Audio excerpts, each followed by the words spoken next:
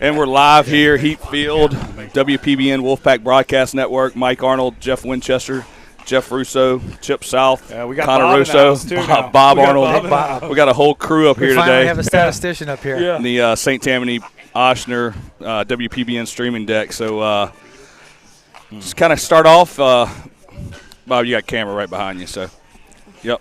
So hey, he's learning the ropes. Before we get going, special shout out to the St. Paul's basketball team who fought really hard today. Really good game against St. Aug in the semifinals, went into overtime. And what a special season on their part, you know, getting as far as they got to this year. So just wanted to send a little special shout out to those guys today before we get going. Yeah, we sent off a couple of seniors, one in particular to me, Evan Scheckschneider, man. Yep. So he got the 1,000-point career. accolade career, which is something really tough here. So very good team that's been growing. And, again, it's another one of our organizations here that is set up really well for the future as well. So and it was really cool. Whether or not this will get him in trouble or not, Coop sent me a picture earlier today. There was a lot of kids watching it, the game in the in the dugout. Yeah, probably not in the dugout, in the gym. Probably in Jane's room. Yeah. But no, that was super special, super cool. Congratulations to those guys getting as far as they did. So absolutely, kudos. Yep. So St. Tammany Oshner pregame show live at the Heat WPBN on the St. Tammany Oshner WPBN streaming deck. Getting ready for this matchup between St. Paul's Wolves and the Zachary Broncos. Big powerhouse 5A matchup.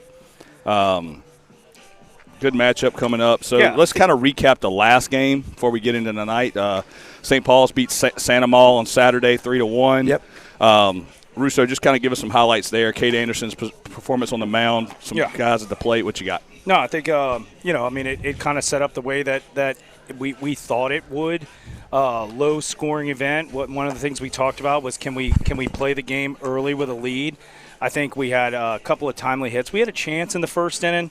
We had I believe it was a walk maybe to Spolita. Matthew wound up getting a single, so we had two runners on. Couldn't produce something right there, but that next inning we kind of got into the swing of things. Big hit by Cade Lanou. I believe it was with 2 outs that got the first run in, and then a couple of key walks is what we talked about. That really kind of helped set the stage, got us to 2-0, 3-0. They did wind up scratching one run across, but Cade Anderson was Cade Anderson. His defense was his defense, and I think that's one thing that was really good was Cade's strikeouts, I think he struck out six. Right? So that means we're making the plays. When I say it's not Cade-esque, I don't want people to think that. I think that he played within his parameters. Sure. Kept his pitch count low. Right. The reason why he kept his pitch count low was because they were putting balls in play. Right? Absolutely. So, Yeah, no, I agree 100% with that. I mean, the thing that's been keeping us in ball games as of late has been the defense. And credit to those guys. For the most part, we've been playing pretty clean. One or two errors here or there. But when you combine that with really solid pitching approaches on the mound, you know, you can kind of get away with maybe not being able to string a few hits together. And I think that's one of the things that we're all kind of waiting to see is can we put that powerhouse inning together with the bats? Yeah. You know, we've been hitting a little bit here and there. You get your one double every few innings. I think if it's one thing that I'm dying to see with this lineup is a string of some big-time pressure on the defense. Effect, right? Yep. Yeah. You know, hitting's very, very contagious. Yeah. You know, as soon as we get, 1, 2, 3 in a row, you know, this lineup has the potential of putting a lot of damage on the defense. And I think if it's one thing that we're waiting for is just that moment where we kind of put it all together with the sticks. I agree. Yep. So recap from Santa Maul's game. St. Paul's wins 3-1 on Saturday. Let's take a quick commercial break. Thanks St. Tammany and Ochsner. Run a commercial real quick for those guys. And we'll be right back after a word from our sponsor. There's a place on the North Shore where children feel right at home. Our highly specialized partnership provides them the most comprehensive pediatrics. Together, we offer extensive capabilities for everything from a simple checkup to specialties like cardiology and urology. So, while they have so far to go in life, all they need is right here. Ochsner Hospital for Children at St. Tammany Parish Hospital. Advanced care for kids of all ages. There's a place on the North Shore where children feel right at home. Our highly specialized partnership provides them the most comprehensive pediatrics. Together, we offer extensive capabilities for everything from a simple checkup to specialties like cardiology and urology. So, while they have so far to go in life, all they need is right here. Ochsner Hospital for Children at St. Tammany Parish Hospital. Advanced care for kids of all ages.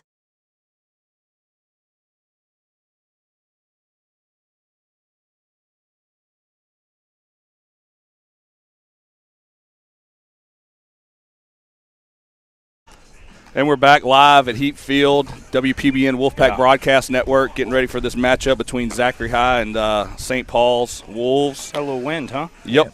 Mike Arnold, Jeff Winchester, Jeff Russo in the booth. Go ahead and go through the starting lineups. We were kind of recapping what St. Paul's did over the weekend. Bob's got some info for us on what Zachary did over the weekend over in the Sam Houston tournament. We're going to refer to him as What About Bob right now when we need factettes. Well, so I'm going to give you a warning here. We're going to start spitting this information out. We're going to start getting texts that maybe it's not 100% correct. It may or may not be. Yeah, may or may not be. Like dads. Yeah. So Zachary went 2-2 over in the Lake Charles tournament. Yeah. They got wins over Sam Houston and Central Private and losses from Turlings Catholic and Sulphur. So I think what you're going to see here, Mike, honestly, is another great 5A matchup. Yep. You know, we heard their guy, their ace is going to be on the mound, which is great. Braden Clark, sophomore, if I'm not mistaken, Bob. That's right. So it's really nothing that we're surprised of. We're getting everybody's dude, which I think is only making us better. Yep. Kenneth Clark's son and Shannon Woodside's son. Shout out to those guys. I'm sure Shannon's watching at home if she's not already here.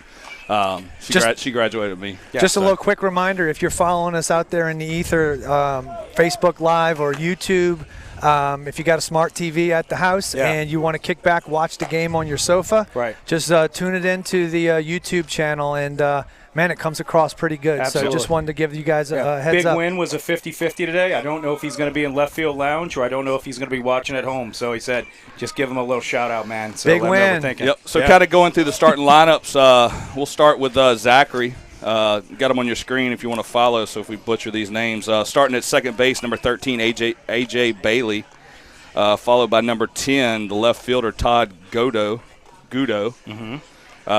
3-hole, D.H. Good-o.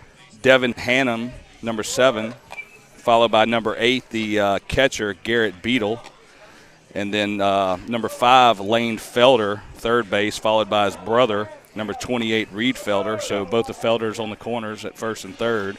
Matthew Keller, shortstop, Knights Nation player. We'll talk about Knights Nation later. Matty Keller. So Matt Keller, shout out shortstop. Joey Keller. Yep, number 1. And Courtney, who yelled at me for parking too close to her. Very nice. Very nice. Brady Nealon, number 4, left fielder. And then wrapping it up, number 11, Jace Heron. I can't read Jacob's handwriting, but I'll say Heron finishing out in right field. And then, like we said earlier, number 17, Braden Clark on the mound for the Broncos. So, Jeff, what you got for the Wolves? All right, for St. Paul's today, a little bit different. Come on, huh? A lot of it is the same. Some of it's a little bit different, though. We got Cade Anderson leading off. He's going to patrol center field, followed by Cade Lanou at second base. Steven Spalita is going to be in the 3-hole. He's behind the plate, followed by the big Puma, Matthew Russo, at first base. Then we got Trent Kayemi. He's over at third, followed by Hunter Koras, who's going to be on the mound today. Okay. Then we got Aiden Barrios in right field, followed by Cooper Winchester, the freshman, going to be in left. And then at shortstop / DH, we got Matthew Cody. Yeah, I think it's I like it. Yep. I like it. I think what we saw from Hunter the last outing was his pitch count was really down. Yep. Really kind of controlled the zone. And really did a nice job. So hopefully we can see kind of like a repeat performance there. And then again, the lineup's a little bit different. Okay, so can we flip it in the first? Yep. I think is the key. And then what the two youngsters at the bottom of the lineup are going to do. Yep. Can they get on to be able to flip the lineup to then manufacture that perspective? Moving Trent up a little bit as well. Yep. To see if that run production can continue, and then Koras is going to be there. So I think I like where we're at. Yep. So let's go ahead and wrap up the St. Tammany Oshner pregame show. Went through the lineups. Share it out, text it out, let everybody know we're going. We'll take a quick commercial break. We'll be right back to wrap it up. 247, guys. Yep, Zachary's finishing up their in and out, and we'll be right back. All right. There's a place on the North Shore where children feel right at home. Our highly specialized partnership provides them the most comprehensive pediatrics. Together, we offer extensive capabilities for everything from a simple checkup to specialties like cardiology and urology. So, while they have so far to go in life, all they need is right here. Ochsner Hospital for Children at St. Tammany Parish Hospital. Advanced care for kids of all ages. There's a place on the North Shore where children feel right at home. Our highly specialized partnership provides them the most comprehensive pediatrics. Together, we offer extensive capabilities for everything from a simple checkup to specialties like cardiology and urology. So, while they have so far to go in life, all they need is right here. Ochsner Hospital for Children at St. Tammany Parish Hospital. Advanced care for kids of all ages.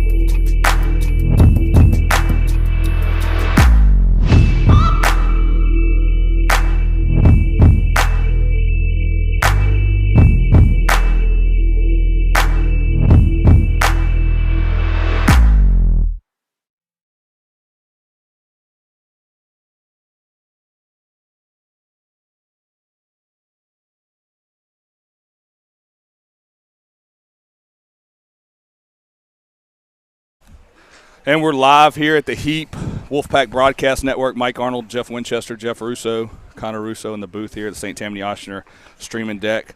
Want to thank our game day sponsors today, Habaneros. So thank you to Habaneros. It's officially Taco Tuesday. So I want to thank those guys at Habaneros. They provide us with our Taco Tuesday. So not to take anything away from our other boys, but so Taco Tuesday here at the HEAP. Also got a Zachary sponsor in today.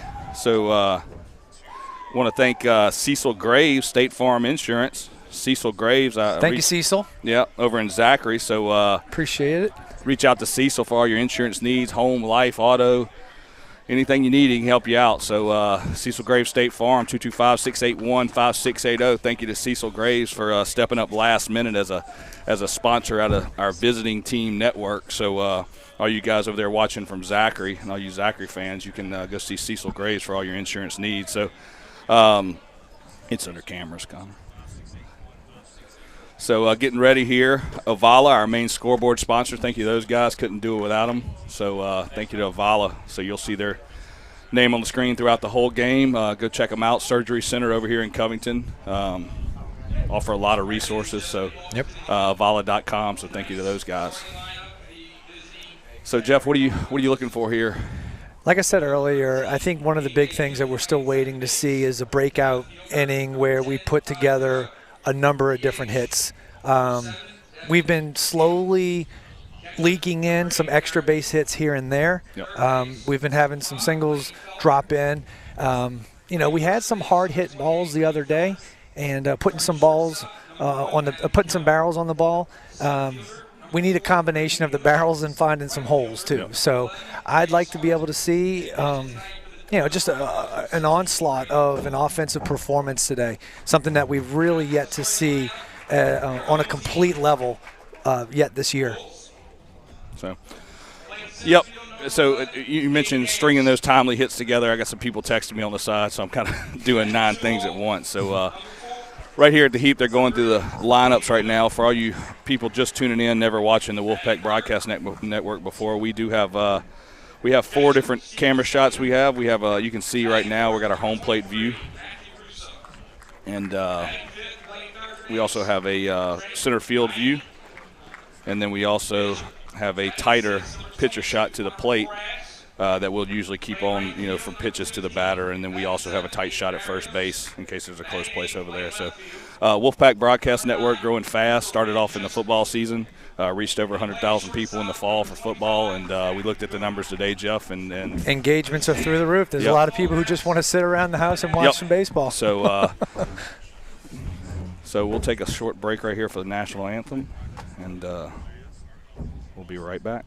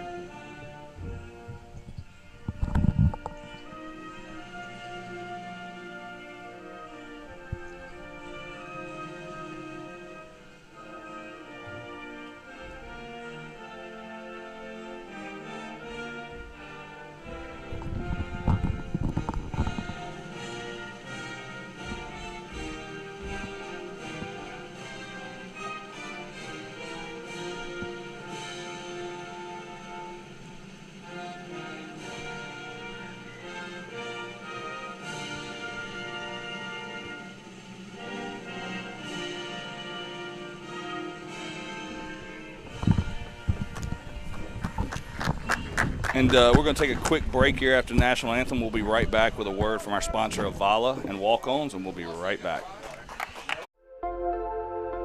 At Avala Imaging, let us reduce the stress of healthcare. Relax. cutting-edge technology meets first-class service. You have a choice. Tell your doctor you choose Avala Imaging.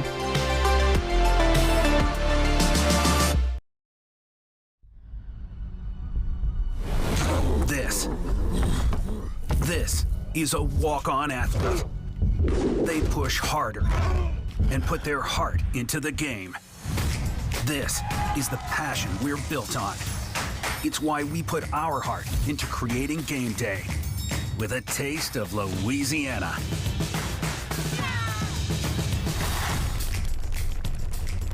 Walk-ons, we live for this.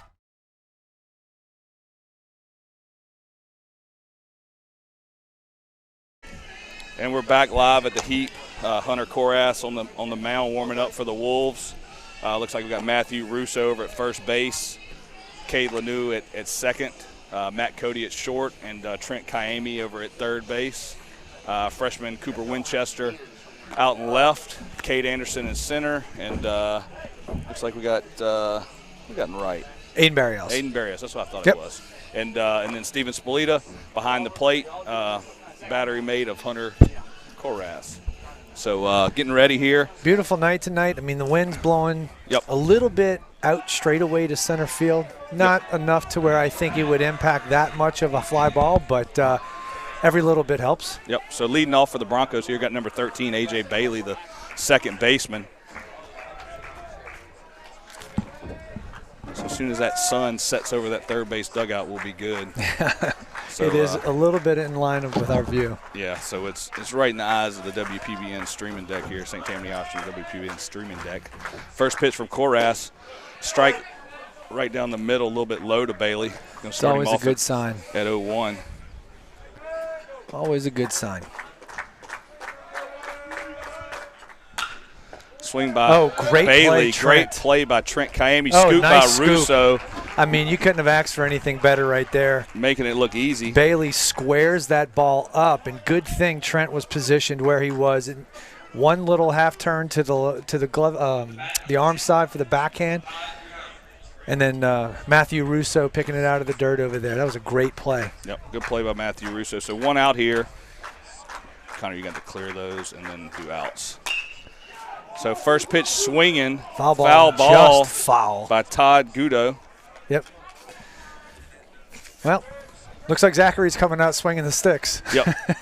Well, that's a good sign. I mean, listen, once you have an idea and a feel for what the offense is telling you, it'll kind of give you an idea of the direction that we want to go as far as which pitches we want to call on the mound. Yep. So 0-1 count to Godot. Hard hit ball down the left field line to start him off. One out here in the top of the first inning. Pitch a little bit low to make it 1-1 to Godot.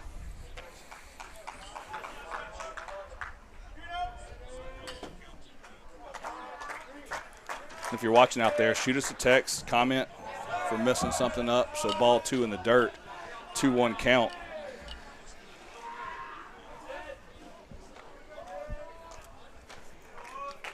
It's a little quiet today with no left field lounge out there. Is that by direct order or just? It was, I think that was a top-down mandate. Yep. Foul ball. So I think it's going to get out of here. I know Russo's a big dude, but he can't reach over the dang dugout. Yeah. So 2-2 count to Godot. Yeah, left field lounge was getting a little bit too rowdy over the weekend. So apparently. And look, and I was telling this to Claire, those kids have been cooped up for a year. They really didn't get to do football. Right. I guess they forgot how to act in public. And they were getting a little excited out there, I think. Yeah. But typical left field lounge fashion. I mean. Yeah. Just when they were starting to get really into the season. Yep. 2-2 pitch high to Godot, making it full count from Korass. I know it looks like he's got some good life to the ball today. Yep, usually does. Just a little fastball. A little bit up right there. That's going to be a walk-ons walk. So thank you to Walk-Ons, our official walk sponsor. Go see Jason the gang over at Walk-Ons in Covington. Hell, if you're in Zachary, they got a Walk-Ons too. Yeah, Walk-On Zachary check them out too. Over there too. Yeah. I know Jeff. Right there off like of the tuna teeny. That's right there off of Jubin, isn't it? No, Jubin's not in Zachary. Jubin's Baton Rouge. That's right. Yeah, it's that's right. it's. I don't even know over what here. it is now. It used to be. But don't they have one off of there? Yeah, I think they do. But in Zachary, it's okay. over right down from the ball field by the Lit Pizza. Leave it up to the guy who lives in Mandeville to get it wrong. The guy from Zachary can't even remember the dang name of the road that it's on. So, no, that's a shame. Yeah. So up to bat for the Broncos, Devin Hannum, DH, number 7. Got Godot over first base lead. Everybody checking their wristbands. Yep. Big debate last week on Facebook about wristbands. Godot fake steal. Yeah, this is where Steven's going to have to do a good job of clearing himself from a left-handed hitter. Yep. One of the hard parts about trying to throw a guy out with a left-handed hitter is because you get, right-handed catcher, left-handed hitter, your hand is sliding really close to the head of that hitter. And so one of the things that catcher's going to have to do is clear his path. Yep, he's deep in the box, definitely. So 1-2 count to Hannum. A lot of the Zachary fans didn't agree with that call right there. Yep. I would expect Godot to be maybe going on this pitch right here. Think, Jeff? Yeah, 1-2. We'll see. Yep. Korass comes over here to first base, kind of keeping him honest. Got Connor Russo working the producer seat today, and Chip South kind of the understudy of the master, young Chip South. Padawan learner. Fastball in the dirt, good block by Spalita. Makes good it 2-2 job keeping that one in front. To Hannum. That was a good job of laying off of that pitch. Yep. Hunter with a fastball, previous pitch, called for a strike, and then he follows it up with looked like a changeup.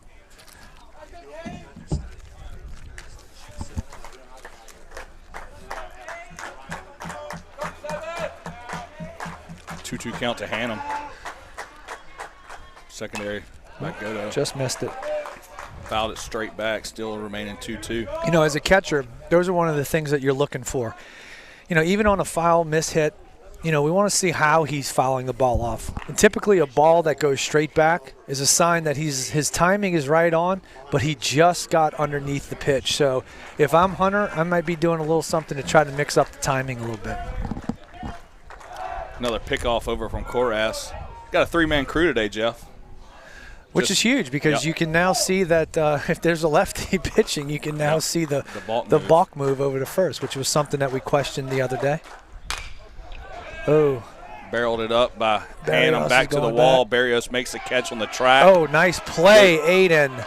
Good job, Aiden Barrios making the second out. That was a great play. Goes down to his knee, too. Yep, deep right field, running into that Oasis pool sign, 985-796 pool. Shout out to Oasis, guys. Yeah. Right place, right time. So great job by Aiden Barrios right there. It's going to bring up Garrett Beadle, number 8, the catcher. I wouldn't be surprised if we saw some action right here trying to get the runner in scoring position with 2 outs. If he gets thrown out, you got your cleanup hitter hitting leading off next inning. If he makes it, you got a runner in scoring position for your cleanup guy.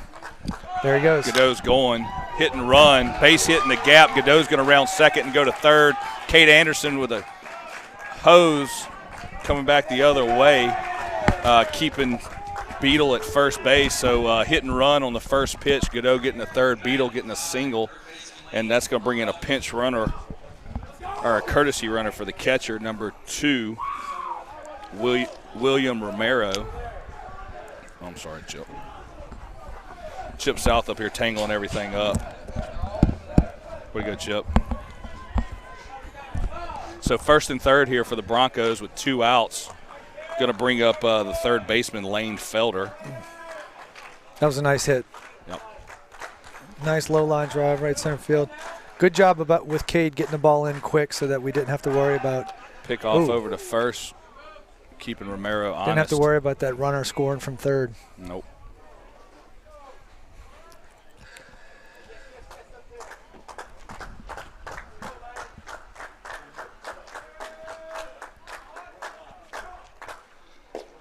Fastball for strike 1. I like that hold right there by Hunter. I mean, sometimes the hold before the pitch can be so impactful with keeping that runner at first base. they're waiting for that lift. They're anticipating. And the longer you hold, the more they get frozen. And sometimes it produces a bad jump. Oh, off the runner. That's going to hurt. That's going to score a run. Dang. So pick off over to first. Ball gets by Russo. Actually hit his helmet. Yeah, hit the runner's helmet. So the Romero gets to second, and Godot scores. Might have been a little over-aggressive trying to hold him on at first base there. With 2 outs, I think we may have been better off either giving Steven a shot to throw him out or, quite honestly, seeing if we can attack the hitter.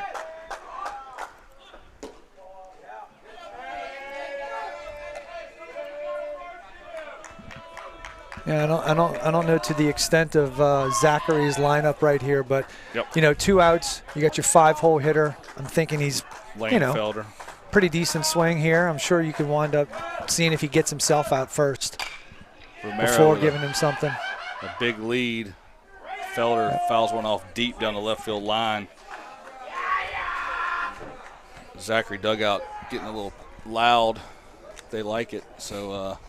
And why not? I mean, they're up 1-0 already. Yep. They've been putting a lot of barrels on balls. They have.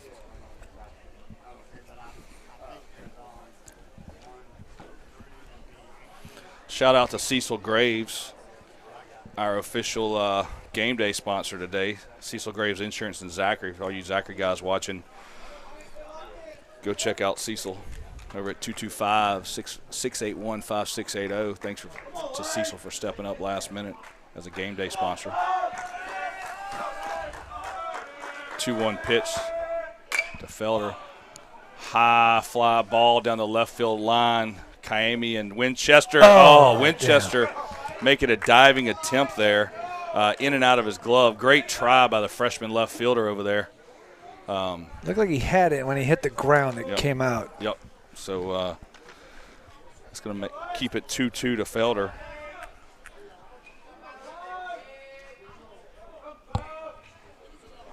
What's up, Chip?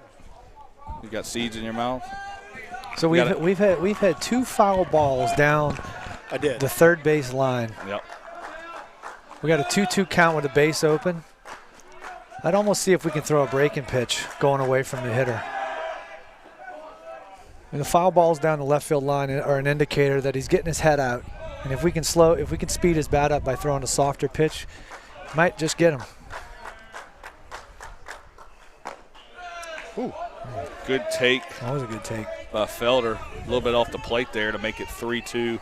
2 outs here in the top of the first. Zachary up 1-0.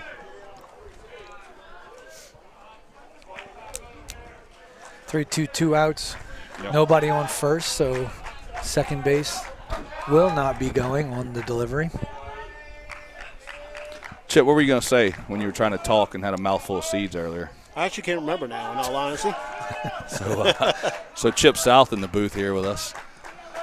Mouthful of seeds and can't remember. So hard hit ball by Felder to left field. They're going to send Godot early. Winchester with the throw. Hits Kaimi at the cutoff.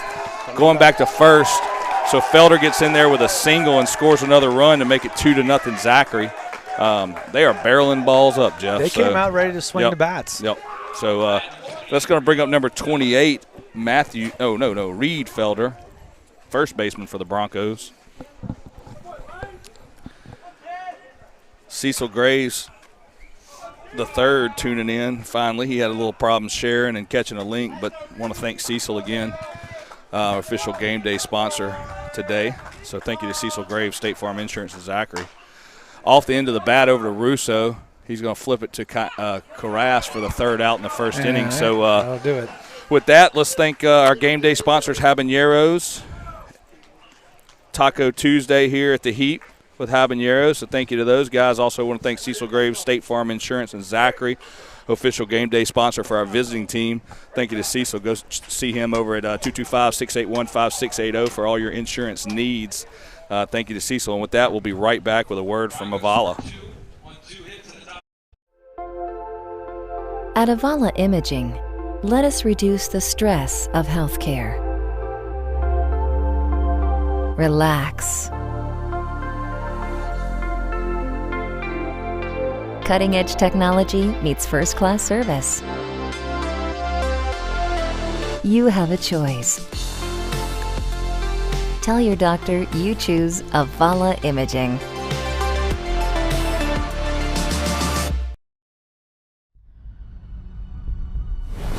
This is a walk-on athlete. They push harder and put their heart into the game. This is the passion we're built on. It's why we put our heart into creating game day with a taste of Louisiana.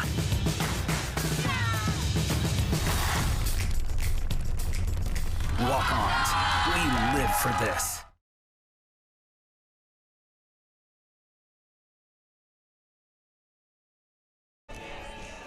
And we're back live at the Heat. Zachary jumping on St. Paul's early, 2-0 here, going to the bottom of the first. Going to bring up the sophomore LSU commit, number 11, Cade Anderson. Cade seems like he's gotten a hit almost every game, huh, Jeff? He's been swinging the bat well. Yep. So all-around ball player, big-time arm on the mound. PBR Player of the Week the first week for the state of Louisiana. First pitch from Clark. That's what you want to see right there. And that's his signature, first pitch swinging usually, and base hit up the middle for Anderson. That's making a point how aggressive Zachary was, and looking at St. Paul's coming out exact same mentality. Well, you have to. I mean, whenever you see somebody come out and being as aggressive as Zachary is right now, you got one or two choices. Either A, we can fight back, or B, we can just be a little bit more submissive. So that's going to bring up the second baseman, number 8, Cade Lanu. Anderson on first. Braden Clark on the mound for the Broncos. Slide step from Clark. Lanu shows bunt and misses it. Goes back door to first. Anderson kind of a delayed steal. That's the good thing about, well, it's two things. Number one, Cade's fast. Number two, that's great baseball instincts. He knew that if he went back to first base, he was going to wind up getting thrown out. And so he commits to advancing to second base, and with his speed, he winds up making it. Yep, so no outs here in the bottom of the first. Zachary up 2-0. Keller creeping in on Anderson from the shortstop position. Got A.J. Bailey over at second base, his counterpart. Clark steps off with time to Lanu. Got Felder and Felder on the corners. Anderson takes a lead. I mean, we saw a bunt just a second ago. Wouldn't be surprised if we saw it now. There it is. Showing it again. Let the third baseman bunt it. Yep. Felder, this is the situation, all you young guys that might be watching out there. With the first baseman crashing, you really want the third baseman fielding this ball right here. Make it a little bit more difficult for the second baseman to get over there and make the throw from the third baseman. So we're talking about laying it down the left field side, right? Mm-hmm. Up in the box, setting the angle, a new hard bunt. Clark makes a great play barehanded to get to first base. That was a good play by Clark. Great play by him because that saved, not only did it save a base hit bunt, but if that gets past him and Cade reads that, safe and maybe scores. He might score with his speed. But great job from Cade Lanu playing the game inside the game. And we talked about this the other day. One of the biggest problems that we've seen from the St. Paul's team is we haven't been really able to execute the timely hitting. So number 5, Steven Spalita up for St. Paul's with one out here in the bottom of the first. Dirt ball in front. Good block by Garrett Beadle. You know, a lot of times, the balls that we've been putting in play, the reason why they haven't been effective is because they haven't been at the right time. Yep. This would be the right time for, even just a ground ball up the middle. The infield's playing back. Steven, all we really need to do is just get a ground ball up the middle. I mean, obviously he can hit it out of the ballpark. We'll take it if we get it. But this is really going to be a tone setter if we can get this run in right here. Absolutely. Good take by Spalita. Make it 2-0.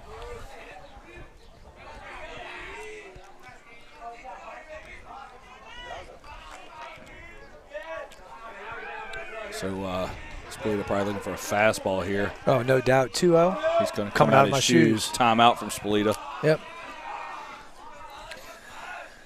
Braden Clark on the mound for the Broncos. I believe a sophomore, Jeff. Yep. If I'm wrong, text me or chat. Hard hit ball down the right field line. Foul from Spalita. And the thing is that you got a base open right here.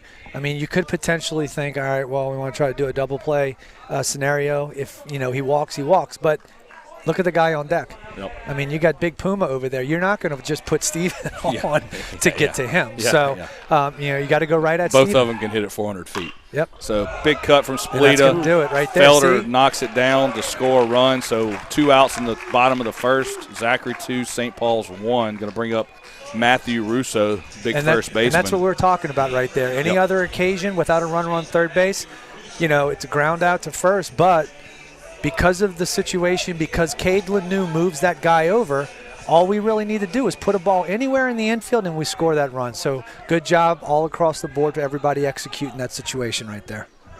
Yep. So first pitch to Russo, nobody on. Clark throws him a fastball, keeps it down in the zone. Might have been a changeup, huh, Jeff? Might have been two-seamer. Something.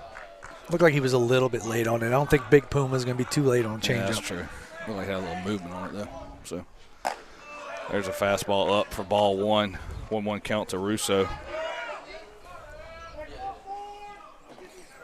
Oh, man, if Big Puma does his signature double down the left field line, he might make it. He might get a triple. Strike 2 to Russo. And they must be watching. They must have heard me. Because the left fielder is shading. Oh, no, now he's going back. So, split the difference. Yeah, so. Hard hit ball. That's going to be good job, Puma. Down the right field line. Russo not even holding up, rounding first base, and going to be a stand-up double for the Big Puma. Attaboy, Puma. Matthew Russo with a big double right there. So with 2 outs and guy on second, that's going to bring up our third baseman, Trent Kayemi. Hero the other night against, was it Destrehan? It was Destrehan, Walk-off grand slam in the bottom of the 7th. It was a shot pretty a exciting walk-ons video. commercial. If you get a chance to go watch that one, go back on our Facebook page and you can go check that one out. Make sure you put the volume down first. Yeah. We were a little overexcited. So hard hit by Kayemi, gets by Bailey to right field. Cole's going to hold up Russo at third. Oh, watch the throw. And attaboy, Trent. 2-out single by Kayemi. See, this is what we were talking about earlier today. I mean, being able to answer back after giving up 2 early and then putting a couple hits together. Russo with the big 2-out double to continue the inning, and then Trent following up behind him with a nice single to right field. I thought that was really good. Look, I mean, this final score might be 15-14. I mean, they're both barreling balls up. The way that these two teams are coming out swinging, I would not put it past you. Coach Jacob Fisher for Zachary and Coach Garrettell, and I saw Jamison down there, Jamison Fisher. Okay. Working with those guys hitting. Southeastern great. Yep. So what do you have, the top batting average in the country for yes, he did. 6 or 7 weeks at Southeastern, Jeff? Remember when he was catcher over there a few years back? You remember Jamison Fisher? I do. Over 400 I do remember the name. Yes. The White Sox, I believe. Yeah, White Sox. Yeah. Drafted by the White Sox. Second round? I think so. So Kayemi going on the pitch. Double down the line, single and second. All right, 0-2 right here. 0-2 count to 0-2 Cameron. This is where I wouldn't mind taking a shot, getting to second base, and sending Trent. There he goes. Kayemi goes. Good block in the dirt by Beadle behind the plate for the Broncos. Going to make it second and third. The thing is right here, if he does what he just did, Trent walks in. If he winds up throwing a manageable ball to the catcher and Trent gets thrown out, well, you got Hunter starting off the next inning, which he's a good aggressive hitter. Kind of a guy you wouldn't mind being in a leadoff spot to start an inning off. Yep. So not a bad call either way. So 1-2 count to Korath. And we missed a sponsor there, Jeff, on that stolen base, Florida Lee Title. Florida Lee Title, Jeff Lessishare. So thank you to Florida Lee Title. Out there in Ponchatoula. Our official stolen base sponsor of the Wolfpack Broadcast Network for the base. Daughter Ella had a season. birthday the other day. Yep. Shout out to Ella Lessishare.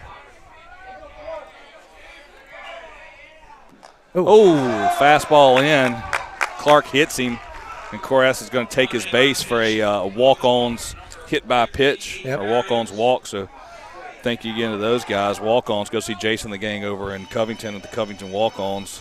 Tuna-tini, hickory burger. The mozzarella logs. Krispy Kreme bread pudding. The Devils on horseback. A new menu came out Monday. I saw that. I got a sneak peek with the pulled pork on the nachos. Yeah. And hadn't got the rest of those. So Jason, I didn't even send Jason the link. All I know is we better get some tacos up here from the it's Taco Tuesday from Habaneros. Game day sponsor today, Habaneros and Cecil Graves State Farm Insurance out of Zachary. Thank you to those guys. So bases loaded, 2 outs here. Bringing up the right fielder, Aiden Barrios. Interesting breaking ball, first pitch, first time through the lineup to the 7-hole. That's interesting. With bases loaded. With the bases loaded. You think somebody got crossed up there? I don't know. I mean, it might have been one of those situations where trying to outthink yourself there. I mean, I think at this point we try to go ahead and just attack and, try to force contact and let's get out of this inning. Yep.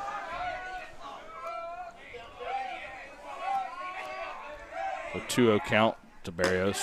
Fastball away for a strike. Jeff, how often as a catcher are you trying to outthink the batter and what he's thinking? Well, I mean, in the initial first time through the lineup, I think you're trying to get a feel for what those guys are bringing to the table that specific day.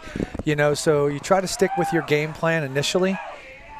And then if they're indicating something throughout the course of their at-bat that you can try to take advantage of, I think you got to be able to pick up on that, and make adjustments accordingly. So what you're saying is 3-1 count to Barrios. What you're saying is you kind of saw him come out of being aggressive as can be, so you're trying to put him off then. Yeah. Good take by Barrios on that 3-1 count on that fastball, a little bit low.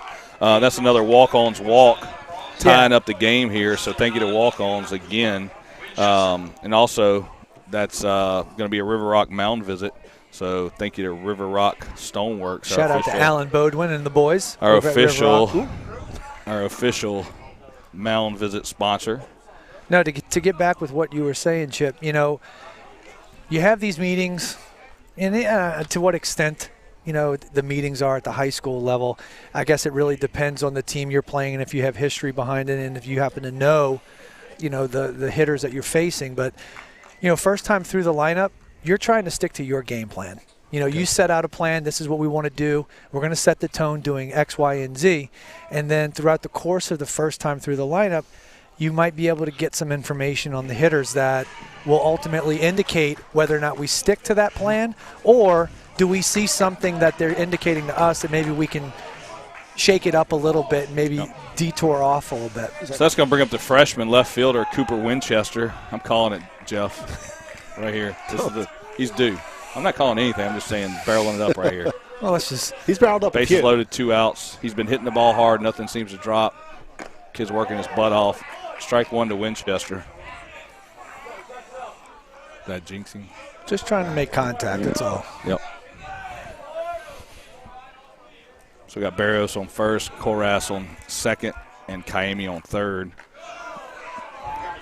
Good block by Beadle, keeping that dirt ball in front with bases loaded and 2 outs in the bottom of the first. Tie ball game here at the Heap. St. Tammany Oshner, WPBN streaming deck. A 1-1 count here.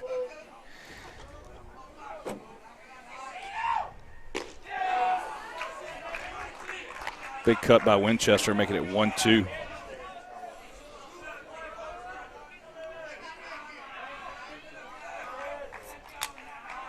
Clark looks in for the sign. Here's a pitch. Winchester fouls it off.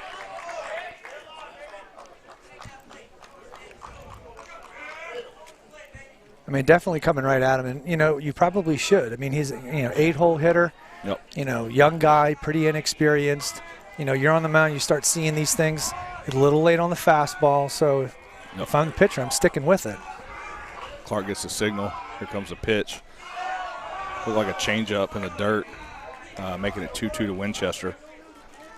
So St. Paul's 2, Zachary 2, 2-2 count, 2 outs. 2's across. 2's across the board. Clark shakes it off, gets something he likes. And throws a changeup there for strike 3, and that's going to end the first inning. So thank our game day sponsors real quick, Habaneros. Thank them for Taco Tuesday here at the Heap. Tacos everywhere, beef, chicken, all kind of stuff. Though. So, no, they'll be up here in a minute. And Cecil Graves, State Farm Insurance out of Zachary, 225-681-5680. Been knowing Cecil for a long time. Bought a bunch of cars from him, and eventually we'll buy some insurance from him. So reach out to Cecil Graves over in the Zachary area for all you guys watching. Thank you to Cecil. And with that, we'll be right back with a word from our sponsor. Thank you.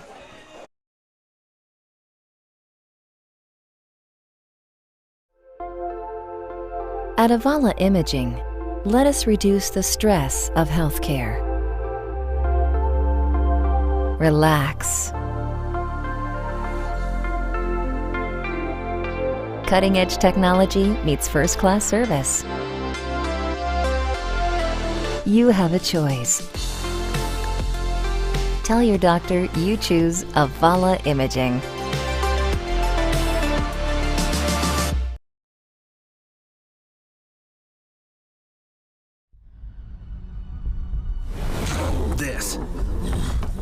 This is a walk-on athlete. They push harder and put their heart into the game. This is the passion we're built on. It's why we put our heart into creating game day with a taste of. And we're back live here at the Heat Wolfpack Broadcast Network. Starting off the top of the second, bringing up Matthew Keller, shortstop for the Broncos. That was a really good answer by the Wolves right there. I mean, Zachary comes out, sets the tone really early. There's a lot of energy, a lot of fire coming out of their dugout. They barreled up several balls, put up two, and then all of a sudden you come back and you have a really, really good answer. So 2-0 to Keller. Keller's what, a sophomore? Is that right? Yes. Sophomore Class here of at Zachary. 2023. Yep. From Zachary High. Knights Nation player.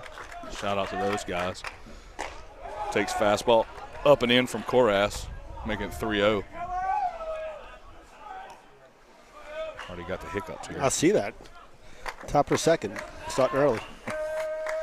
3-0 pitch from Koras, strike down the middle to Keller. Been watching Matthew play for the last 2 or 3 years. Great between player. The Tigers and you know what? Leo Not only is Nation. he a great player, smooth in the middle and the infield, but Absolutely. you talk about just a class act kid. Yep.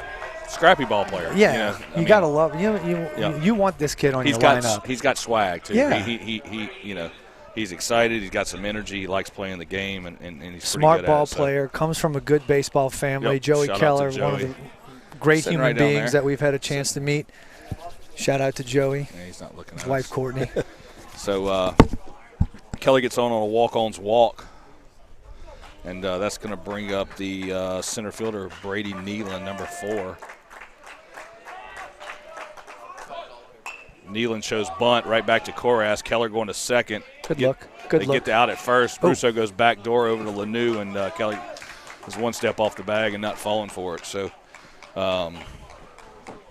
moving the runners over here. Small ball in it early. You know that it's going to be a close game apparently. Yeah. So No, I mean, just every run's going to matter. Yeah, trying to execute, trying to move some guys over, get some guys in scoring position. You know, and if I'm managing the Broncos right now, the way that they're swinging the bats, you want as many guys in scoring position as possible. Yep, so Jace Harvin, the right fielder, number 11 up to bat for the Broncos. Keller on first, dancing back and forth, getting aggressive. See if Spalita tries to go back door on him. Matthew Cody at shortstop, Lanu at second for the Wolves, bouncing in and out, holding Keller on the bag. First pitch ball to Harvin. Keller, good secondary, fouls one off from Harvin down the left field line. Coach Gibby trying to make a play. After just running a half marathon on Sunday, Yep. sprinting down the left field line now. Yep. How impressive was that? That is phenomenal. Yeah, good for him. Get tired driving that.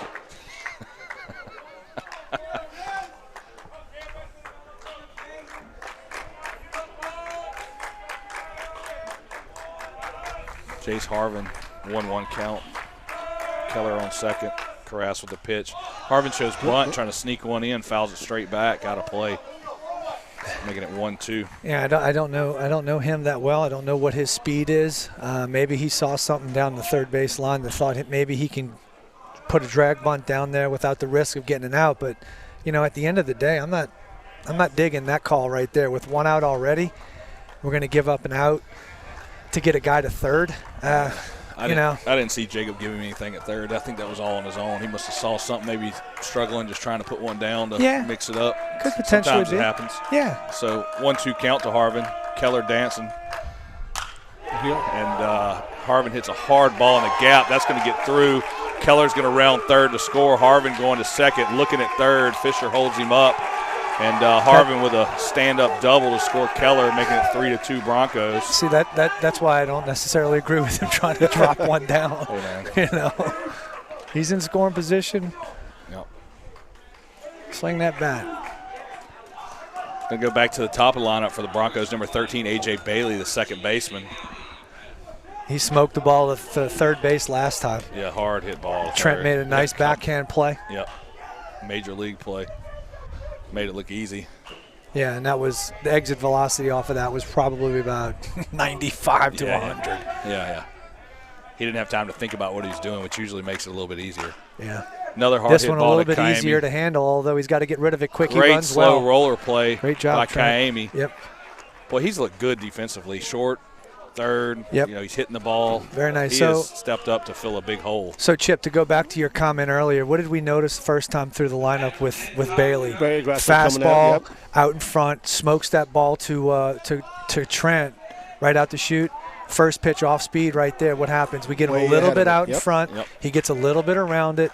Same caliber, same area, but definitely not the same caliber coming off the bat there. So those are one of the little things that maybe second time through the lineup, you pick up on those things. Godot nice work by Steven right Godot there. with a walk last time up at bat and scored a run. 7-pitch at bat. Got statistician now. See how that works? Nice. That is pretty nice. I know. And you need to pay attention. Jeff's teaching you, so you're going to be calling pitches in the fourth. That's how Bailey comes back around. I want to hear what you do, Chip. They're all fastballs. Yeah. It's a good pitch. Big cut by Godot. Left fielder for the Broncos, number 10.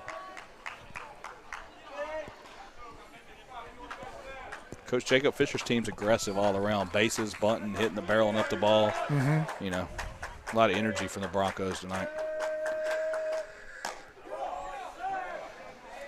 Got people texting me now.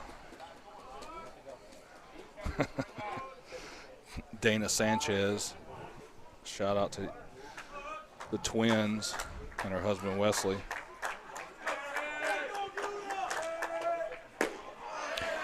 So if you notice, second time through the lineup, you're starting to see a few more breaking pitches early and often. Yes. Which, that's what you got to pick up first time through. I mean, they're very aggressive on fastballs, driving fastballs. You hope that you can get ahead early so that you can continue to maybe pitch them backwards throughout the course of the at-bat. Timeout from Godot. Zachary 3, St. Paul's 2. I wouldn't be surprised if we saw another off-speed pitch here. You got 2-2, 2 outs. You still got a base open. You really don't have to serve up anything to hit. So see if he chases the ball and gets himself out. Oh, there you go. Good breaking ball, and that's a top velocity strikeout, our first one. So I want to thank those guys, Top Velocity. Check them out, topvelocity.com, and we'll be right back with a word from our sponsor. At Avala Imaging, let us reduce the stress of healthcare. Relax. Cutting-edge technology meets first-class service.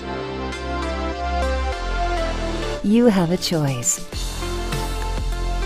Tell your doctor you choose Avala Imaging.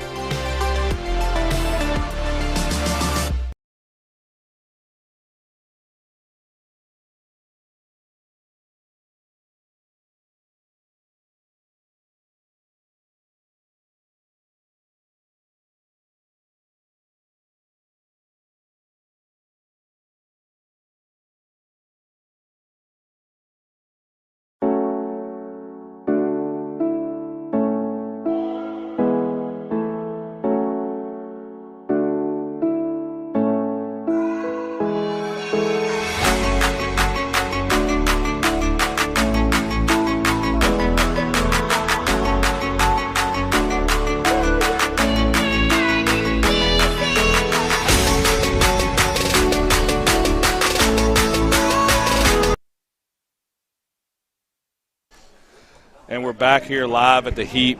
Mike Arnold, Jeff Winchester, Chip South, live in the St. Tammany Oster pregame or St. Tammany Oster WPBN streaming deck.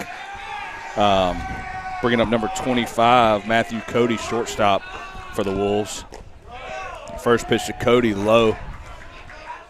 Bottom of the second, Zachary 3, St. Paul's 2. He's got a lot more action the last few games here, hasn't he? Yep.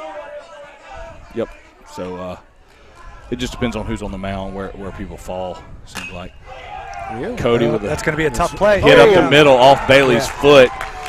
I mean, I'll be honest with you. I'm almost scoring that a hit. Yeah. You know, it didn't take him. Yeah. Yep, that's definitely a hit because it's almost the same play. What was it? Sandoval or Destran had that same one where even if he feels that clean, we don't know if he makes it across his body. Not with Cody's speed. He's pretty quick getting down the line. So leadoff single by Cody, going to bring us back to the top of the lineup. Cade Anderson, number 11, with a hard hit single, first pitch of his at bat last time. So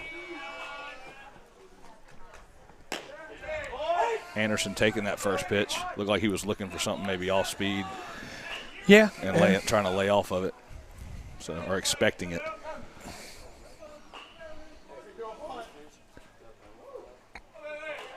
Yeah, I'm not so sure of Cade's button. Yeah, he pulled the wrist thing out of his pocket to check it. So pick off by Clark over to first.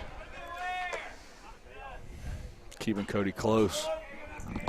It might be a good time to take off, only because, if it's a fastball, Cade's pretty aggressive. He may be able to go. If it's a breaking pitch, you got an opportunity to take the bag on the slower pitch. We got that delay steal. Yep, delay steal by Cody. Caught him off guard. Good. And he's safe. Good play. So that's a Fleur-de-Lis title stolen base. Yep. And that is a very tough ball to read as a catcher, because you're banking on that initial break with a left-handed hitter to be able to tell whether or not he's going to steal. And when he does that power secondary lead, you assume that he's not going, and then he takes off. And to add insult to injury is a low ball. It's hard ball to throw on. So 1-1 count to Anderson. Big cut. That's going to carry to the left fielder. Ooh, I thought that was going to drop and fall in there. So Anderson lines out to left center, keeping Cody on second for one out here in the bottom of the second inning. Going to bring up our second baseman, number 8, Caden New.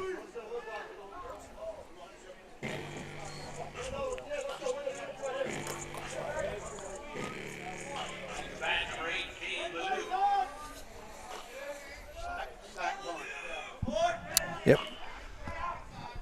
So a new first pitch swinging.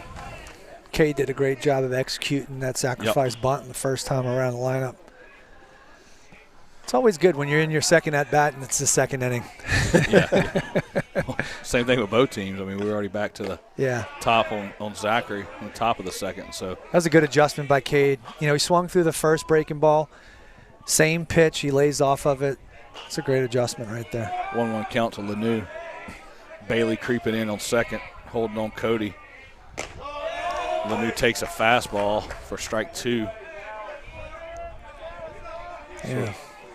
Now he's got a couple options right here. I want to thank Avala, our official scoreboard sponsor. Thank you to those guys. All right, decided to climb the ladder. Yep, I got the pitcher's mom texting me. Yeah. Shannon Woodside. Yeah. Braden's a junior, not a sophomore. Got to correct that. So it's the first of many mistakes. Yep. We do appreciate the constructive criticism out there in the internets. We're all keeping score. Don't worry. So shout out to Shannon. I wouldn't be surprised if we saw a breaking ball right here. 2-2 count to Lanu. Breaking ball. Drop third strike. He goes to first to get that out. It's going to make it 2 outs here in the bottom of the second. The way he pitched him right there, breaking ball. Then he tries to not only change timing, but change eye level with the fastball. And, being able to go at him with a breaking ball right there doesn't hurt you any, because, like I said before, he gets himself out only because, he's got to go chase a ball in the dirt. So 2 outs.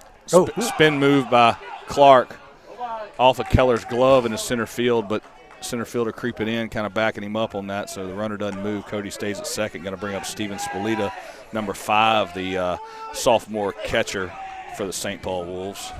3-2 here in the bottom of the second. Shout out to Shannon again and her grassroots gal lawn service. I see a lot of her before and after on Facebook with cleaning up yards and flower beds and all that stuff. She does a great job. So. Spent the whole weekend gardening. Wonder welcome, come give us some pointers, please. You should have called her. Fastball in, Spolita takes it.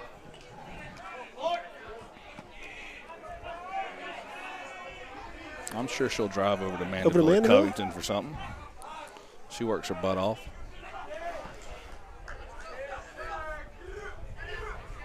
2-0 count to Spolita calls time. See, that always makes me nervous. I hate when I see. You might not get it. Well, there's 2 things on that. Number 1, he took his hand off the bat. Number 2, he turns around to face the umpire.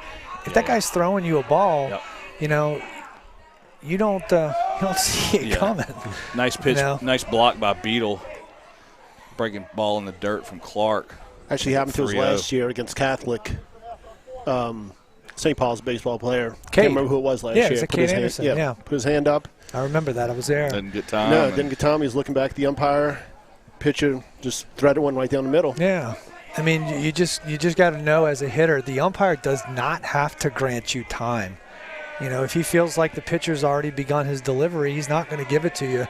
The last thing you want to do is be standing there with only one hand on the bat, not being able to defend a pitch. It's a 3-0 pitch to Spolita. Asks for time again. He was set. Clark wasn't even on the rubber yet. Cody with about a 5-step lead. Keller creeping in on him from the shortstop position. Backs off. Pitch from Clark. Strike 1 to Spolita. So I would look for Spolita to come out of his shoes on this one, right, Joe? Oh, I would be. Why wouldn't you? Yeah, I'm thinking cafeteria right here. Yeah. It's a 3-1 count to Spolita. You know, it's the thing. Every swing you make, you want to do as much damage as you possibly can. Clark leaves a little bit low for another walk-ons walk. Thinking of walk-ons. You'll see Jason and the gang over at Covington walk-ons. New menu. So go check that out and think of them for our official walk sponsor. Thinking of walk-ons. All right, Big Puma, maybe we can get another one like you did last time. So up to bat, number 23, Matthew Russo, first baseman for the Wolves. Had a stand-up double his first at bat. It's kind of not the situation that you want to be facing right now. Oh, yeah. So he's going to be looking for cafeteria here. I think he's looking for it. Yeah, all the always. Time. Yep. Yeah. There you go. So for all you Zachary guys, our cafeteria at St. Paul's is across the street in right field, right center. It's probably about 430 feet away from home plate, maybe even more than that. Probably, it's probably 450, 475. Legend is Will Clark put one off the top of it when Jesuit played here once. Pick off from Clark back to Keller at second. Cody in there safe. I've seen Russo bounce many of them off the road. Yeah. Practicing last year and the year before. So Reed's got a really nice lead over at first base. If Puma puts one in a gap, you're going to watch him score. Yep. And he got some speed to back it up. So that's how you're going to see him score. Yeah. He can fly. So Reed Gallagher running for Spolita. Pitch from Clark. Swing and a miss by Russo. Going to make it 0-2.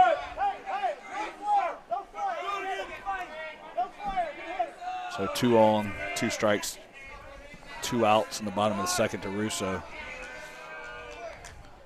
Good eye right there, Matthew. Good block by Beadle. He's going back, and he backdoors Cody at second. Cody kind of read a dirt ball, took a pretty aggressive secondary lead, got hung up in no man's land. And he was dead to rights. It didn't matter which way he went, Joe. Yeah, I mean, you got to give him credit for trying to be aggressive in that situation. You know, we always want to try to be watching that ball in the dirt. You know, on the flip side, you got the big Puma up. Yep. You know, you got runner second, first and second, 2 outs, 1 swing of the bat, and you're up by 2. Yep. You know, you could potentially dial down the intensity a little bit. So let's take a quick break. Thank our sponsor. Also want to thank Shannon Woodsize and Grassroots Gal Lawn Service again. Look her up. And we'll be right back with a word from Avala. At Avala Imaging, let us reduce the stress of healthcare. Relax. Cutting-edge technology meets first-class service. You have a choice. Tell your doctor you choose Avala Imaging.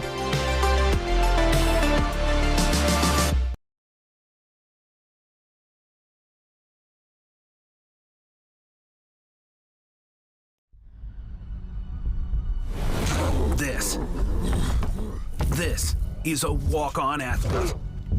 They push harder and put their heart into the game. This is the passion we're built on. It's why we put our heart into creating game day with a taste of Louisiana. Yeah. I wouldn't be surprised. And we're back live at the Heap. I got a mouthful of tacos on Taco Tuesday. Look, it's Taco Tuesday. Thank you for having on cue. Connor on cue. Taco Tuesday at the Heap. Mike Arnold, Jeff Winchester, Jeff Russo, Chip South. Ooh, just hugged the line. Up for the Broncos, number 17, Devin Hannum with a base hit down the right field line to start off the third inning with a single. I got taco juice all over my hands now, so I'm just going to wipe it on my shirt. Thank you to Habanero's Taco Tuesday at the Heat, official game day sponsor. Also, Cecil Graves, State Farm Insurance. I want to thank Cecil, 225-681-5680. All you guys over in Zachary, reach out to him. Good guy, great insurance. Works his butt off, so reach out to Cecil. Hannum with the first base lead. Koras with a pick off over to first, keeping him close. Okay. Number 8, Garrett Beadle with a base hit. Last time up at bat, the catcher for Zachary.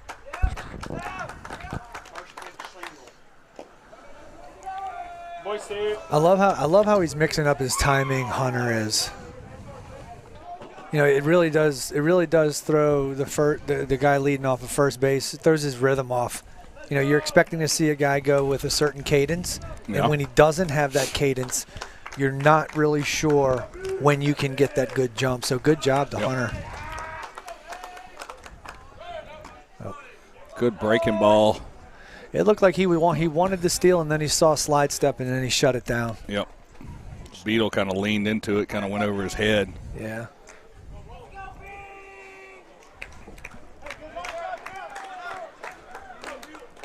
So 2-0 count to Beadle. Hannum on first. Koras steps off.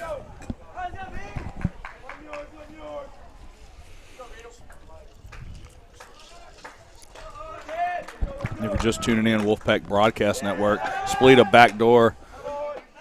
Safe back over at first. I was telling Jeff it's nice to have that 3-man crew. Mm-hmm. So.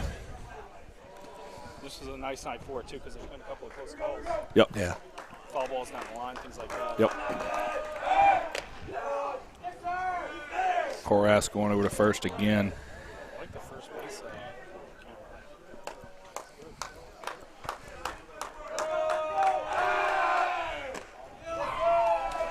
Beadle takes a walk on that 3-0 count.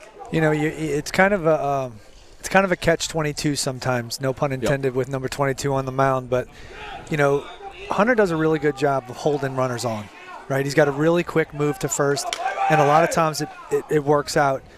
But in the same sense, his ability to pay attention to the running game sometimes can almost be a distraction as far as executing the pitch. So I think we just got to try to find a delicate balance between making sure we'll wind up holding the runners, but also being able to execute the pitch. I agree totally.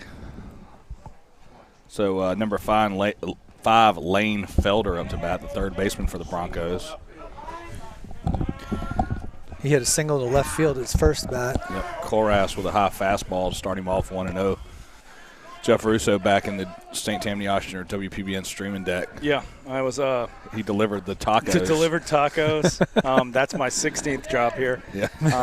Yeah, I'm gonna count them. Yeah, it's a good, beautiful night though, man. It is. Missed that left field lounge. They were getting a little bit too rowdy. So. Come on, Hunter, find your spots. Let's go.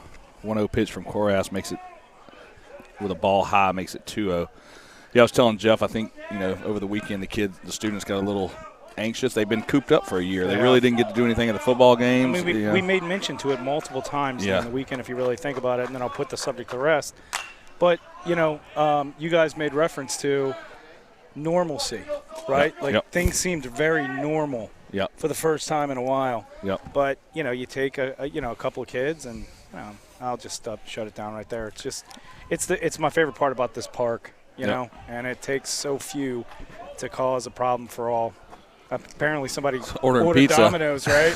We got a Domino's delivery guy dropping pizza off. Maybe they're bringing it to us for a free Chris. plug. I don't know. Yeah. Maybe it's a free plug from the Wolfpack Broadcast Network. There we go.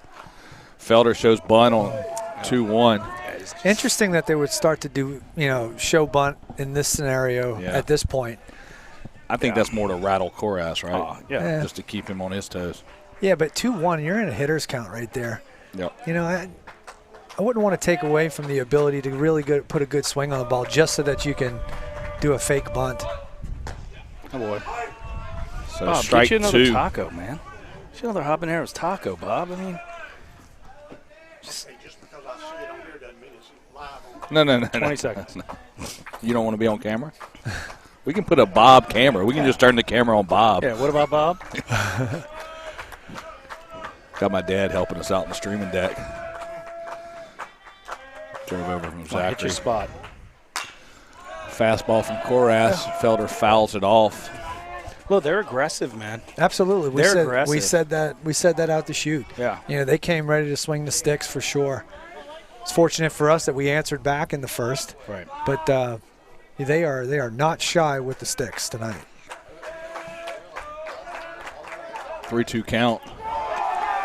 Koras leaves a fastball up to Felder to walk the bases loaded with no outs here in the top of the third. All right, well, this is a situation now where we got to kind of see what we're made of here. We got a little bit of adversity right here. Mm-hmm. We got a tough battle, strong opponent coming in. You got bases loaded, nobody out right here. Hunter's struggling, try to find his command. So, now we got to kind of figure out what we're made of in this situation. Yep. Going to bring up 28, Reed Felder, the first baseman. He grounded out to Matthew Russo at first base last time. Corners in right here with no outs and bases loaded in the top of the third. Middle infield looking for that double play ball. Yep. So corners are in. They're going to go where the ball takes them. Hopefully it takes them in the direction of Steven at home plate. We can get the out at home, but double up maybe. Yep. Something tells me this isn't going to be a 3-2 ball game, though. No. Big cut from Felder. Fouls one straight back to make it 1-1. Zachary up 3-2 here. Let's thank some of our other sponsors, Connor. So if you want to pull that graphics page up, go ahead and thank Knights Nation. Thanking to Knights Nation, one of our other game day sponsors, top travel program in the southeast, if not the country, growing fast. So thank you to Knights Nation. 1-1 count to Felder. Fastball, good block by Spalita. Good work. Keeping the runners on base. Also want to thank In-N-Out Urgent Care. Thank you to Dave and the gang over at In-N-Out Urgent Care. 4 locations, Covington, Mattisville, Mandeville, Metairie, and Uptown. So thank you to Dave and the gang over there at In-N-Out Urgent Care. It's a big pitch. Biggest pitch of the game right now. Yep. Right? Yep. 2-1 count to Felder. He barrels one up right to Anderson in center. Runner tagging. Yeah. So that's the right play right there. Yep. I mean, you're going to concede the run at third base. Kudos to them. They executed. They deserve that runner at third base. We don't necessarily have to hand them over an extra base by trying to get the guy out at home and have the runners advance. So really smart baseball decision right there by Cade. Also keeping the double play in order. Keeps the double play in order. Keeps the infield fly in order as well. And, if we don't handle it right, I'm not trying to jinx it, but, first and third, it would be one of those deals where that double play wouldn't work and they could score a run. So Matthew Keller, the shortstop, up. First pitch swinging right at Winchester and left. He backpedals. Great catch by Winchester. He backs up and catches it over his head. Saves at least one run. Yeah. If not two and a double. So he robs his former teammate on the Louisiana Tigers, Matthew Keller. Right there. Yeah, he looks like he's been playing left his whole life, man. And he's learning those lights too. So, not bad for a catcher. Yeah. Shout out to Ray Canigliaro if he's watching. Guy put the lights in for us, and we might need to calibrate, man. Might need to calibrate, Ray, if you're listening. Or possibly a whole nother pole over there by the turtle shell. Beautiful lights, though, man. Yep. So that's going to bring up number 4, Brady Nealon, the center fielder, grounded out back to the pitcher. Oh no! Get the ball quick, Get the Steven. ball. Get the ball quick. Get the ball. So runners going on that pitch. Spalita catches it, throws down to third, off of Nealon's bat, straight back to the backstop, and everybody's safe. So that was a crazy play. Steven comes up and throws it into the bat. Into the bat. And then it hits off the bat, and that's a live ball. That is a live ball. We got to make sure that we recover that quickly. Now, if he's moving out of the box, it's not a live ball, but since he's still in the box, he sat there in the box. Did he never exactly moved. What he was supposed to do. Yep. Right. So, Yep. So 2 outs here. It's one of my favorite moves right there as a catcher to not even worry about the guy at third. Yep. You got 2 outs. The trail runner typically doesn't believe that you're going to go throw him out. Yeah. They're lazy. That guy at second base, he gets that jump pretty good. And if you can get the trail runner in that situation, now the inning's over, right? So 0-2 count. He's got to hit a location right here, right? Like let's make sure that it's something that's manageable. He's got a nice hammer, man. He's just got to trust it. Yeah. Get us out of this inning. And this right here, 0-2, 2 outs in an inning that has been pretty rough for Hunter. He's got to be able to trust that Steven's going to keep the ball in front of him if he needs to bounce this ball. Yep. If you can start off bases loaded with no outs and only come out of this giving up 1 run, that's pretty big. That is a huge inning. So 0-2 pitch to Nealon. I think they're trying to discuss that just a second ago. Yep. Runners on second. I would not give him anything to hit. There Breaking it is. Ball in the dirt. Nice Spalita, job great Steve. block. Yep. That's where it is. That's where you make your money as a catcher. It's really sexy to go throw the ball down to second base or the bases or whatnot. But the truth is that that's a sniff test. This is where you make your money. Being able to keep the runner at third base when the game's on the line, 2 outs, we need a strikeout. There it is. Strike 3 there it was. to Nealon. That's another top velocity strikeout. So thank you to Top Velocity and all the guys over there. And what we'll do is we'll go to a quick commercial break, let you hear about Top Velocity, and we'll be right back.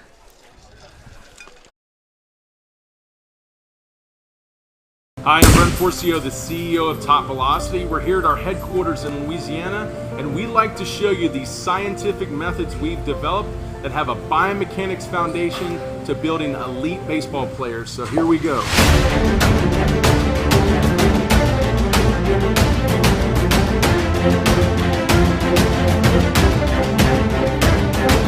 Our programs at Top Velocity are built on core scientific principles to develop elite baseball players. We must first evaluate the athlete so we can identify how well they can implement these core scientific principles.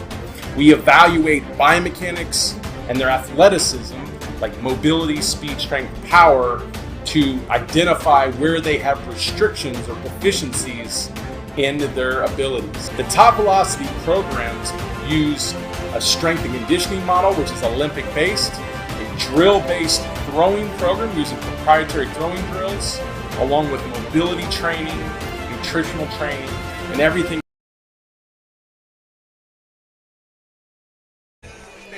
And we're back live at the Heat. What's that? Got Matthew Russo up to bat, number 23 for the Wolves.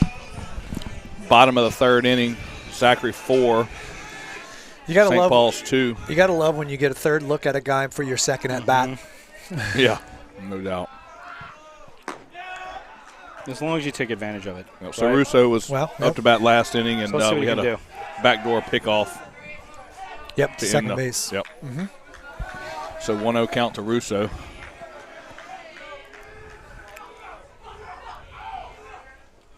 Braden Clark with the pitch. Big swing. Big swing from Russo for strike 1. Clark, a junior.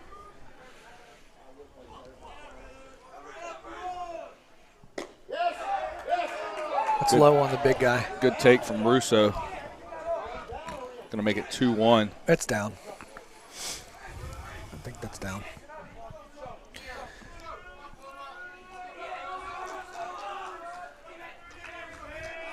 Big man, find a barrel. Ooh. Fouls one straight back. Gosh, you can hear his swing all the way up here. He takes a hack. Feel the breeze. Mm-hmm. I love every ounce of that. Like I said earlier, if you got a bat in your hand, you swing it to do as much damage as you possibly can. So strike 3 to Russo. Going to bring up third baseman Trent Kayami. Kayami. What did I say? Like Miami. Kayami. Hey. I know. Grandma, she tracked me down the other night. Well, tell Grandma. Yeah, tough crowd. Tell Grandma that Mike's from Zachary and he has night. problems pronouncing. Made no bones about telling me that I was saying it wrong. Yep. Trent had this nice single to right field. Yep. His first at bat. Ball in the dirt to Kayami.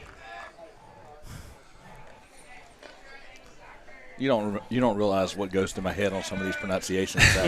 I have, Hey, haven't seen some of the the names that we've had over the last several days. Oh God, Santa Mall, Dutchtown, Destran. I mean, we're dealing pretty tough to get some of those pronunciations. Yeah, Cajun country and Ooh, everything had EAUX and none of it was pronounced O. So it's been rough here at the Heat, and I'm probably the last person you won't try to pronounce stuff on the fly. Yeah. So Hunter Koras, whose dad gave me a lesson on pronouncing that a few nights back. See, we even have trouble with pronouncing our own teams. Yes. Yeah. Ooh, again. And Koras gets hit again. I don't know if him and Clark have a history, but nah, I mean, listen, I get it. Nobody likes to get hit, but that's a breaking ball. You know, and quite honestly, I'm not so sure that anybody's going to hitting people in this situation right here. I think Coach doesn't realize it's the second time that Hunter's been hit. So if he does a little bit of a coincidental, right? I mean, he was respectful. Yeah. I mean, Clark's a good kid. I mean, at the end of the day, you get a little aggravated that.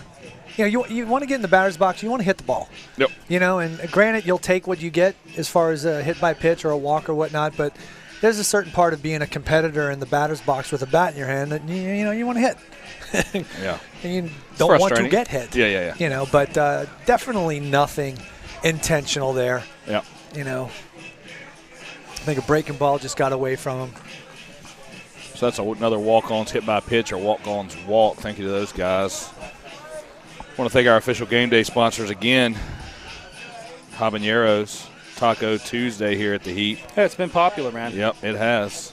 So also want to thank for all you Zachary guys, Cecil Graves State Farm Insurance, 225-681-5680. Reach out to Cecil for all your insurance needs.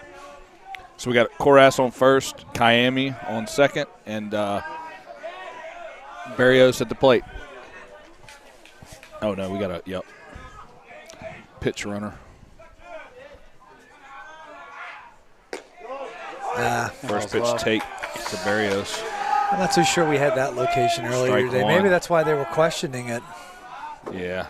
It seemed like the same pitch that they were questioning a second ago got called the ball. So one out here in the bottom of the third. Zachary 4, St. Paul's 2. Another take. We'll get back, Trent. From Barrios.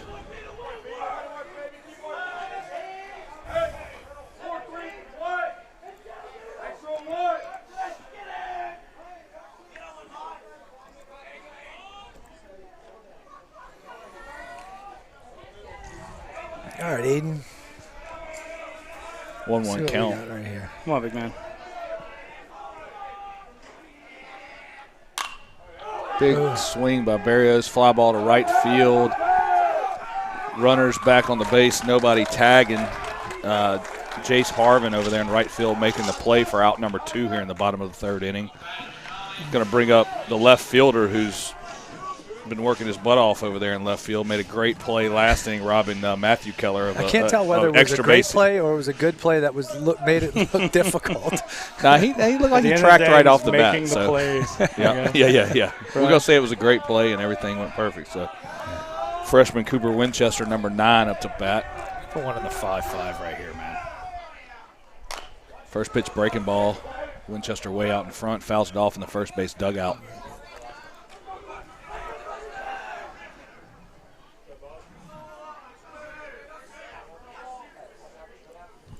(0-1) count to Winchester. Clark gets a signal, checks a runner at second.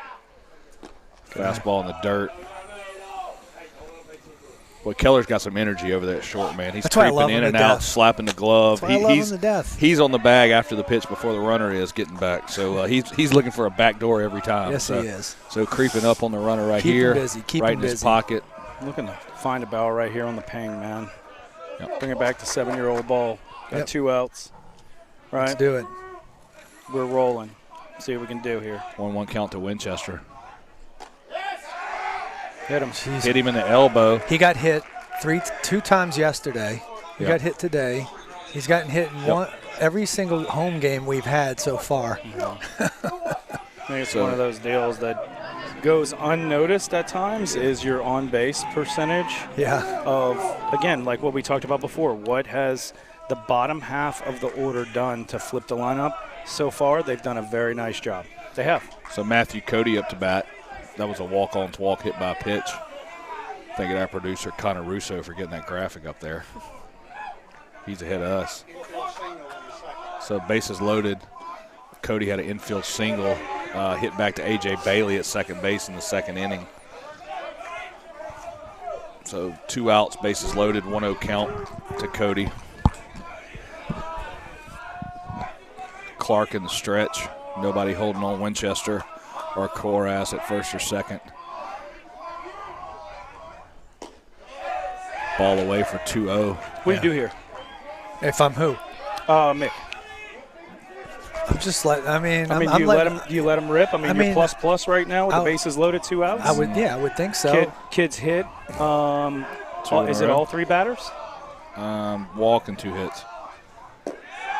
Yeah. At this point in time, I would have to trust my hitter to know what he wants to hit is the pitch that he's going to swing at.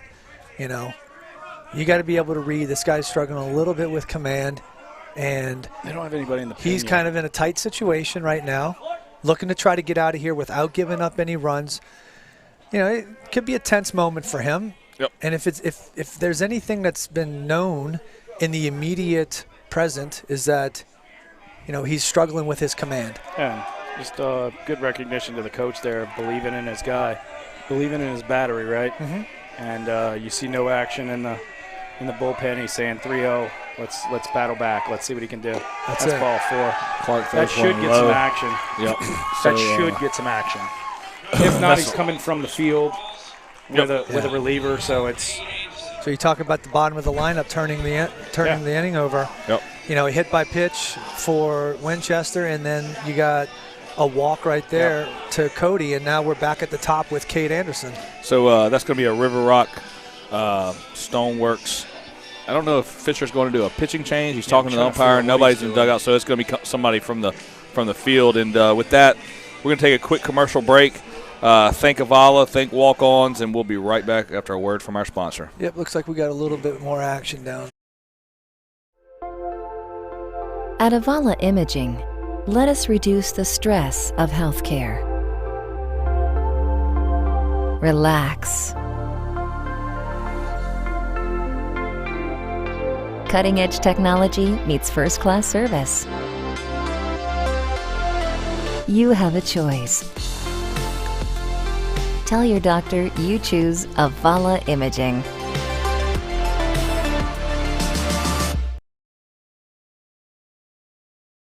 He's got to stay here. And we're back here at the Heat. No pitching change there. Clark still on the mound. Fisher just with a timeout to kind of settle him down. And Cade's getting aggressive right here. Yeah, he's in the tack dog, right? Yeah, oh yeah. He's licking his chops right now.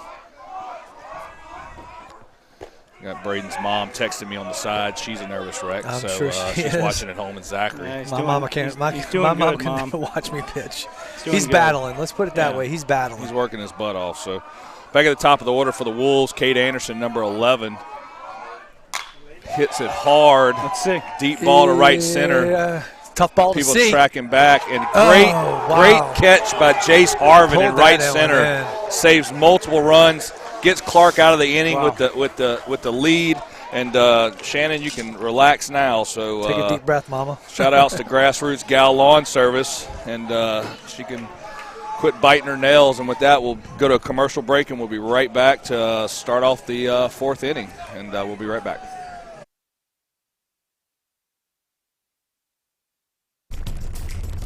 Walk-ons.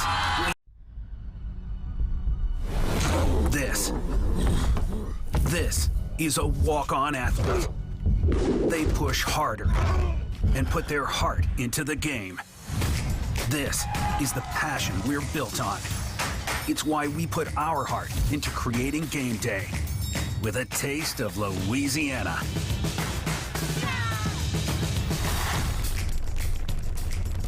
Walk-ons. We live for this.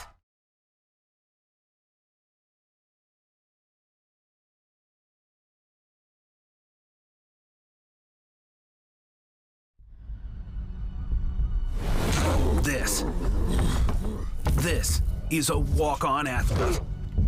They push harder and put their heart into the game. This is the passion we're built on. It's why we put our heart into creating game day with a taste of Louisiana.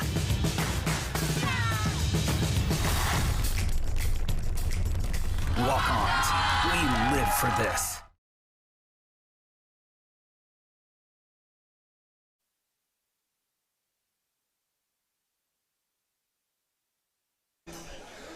And we're back here live, St. Tammany Oshner WPBN streaming deck at the Heap. St. Paul's versus Zachary. Zachary up 4-3 going to the top of the fourth inning.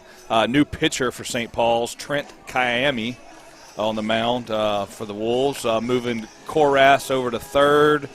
And Cody's still at short. Anybody else move around? I think we're pretty much the same. Same after that. So up to bat for the Broncos, number 11, Jace Harvin, the right fielder, just made a hell of a catch. Isn't that always the case? You make a great play and then you get the lead off the next inning. How about that? And usually it kind of rolls over a little bit, right? Yeah. You know, so we'll see what Kiami can do on the mound here.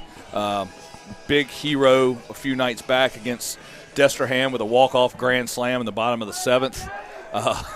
Magical moment for that kid. He did a good job on the mound, too, in the 2-0 loss. He battled throughout, so he's back out here to hopefully pick up his senior battery here. He's left him with a 4-3 game. First pitch ball. We have yet to put up a goose egg in the run column this game for them, so it'd be nice to come out and be able to have that. So Zachary up 4-3. Both teams have 4 hits going into the fourth inning. Harvin, high fly ball to Winchester in left center, taking it himself for the first out, start off the fourth inning. And that's going to bring that's a good start, right? Yep. Getting that first out is big for Trent right there. So, again, just pounded the zone. Yep. A little bit off on his first pitch and then just said let it eat. And Kiami doesn't get a lot of strikeouts, a lot of ground balls, fly balls. So he puts the ball in play. He's around the zone. He's all around it, like Jeff said. And we're going to be back to the top of the order with A.J. Bailey, the second baseman for the Broncos. 2 ground outs to third. Yep, 2 ground outs to third for Bailey in the first and the third inning. And that's going to be ball 1 to Bailey.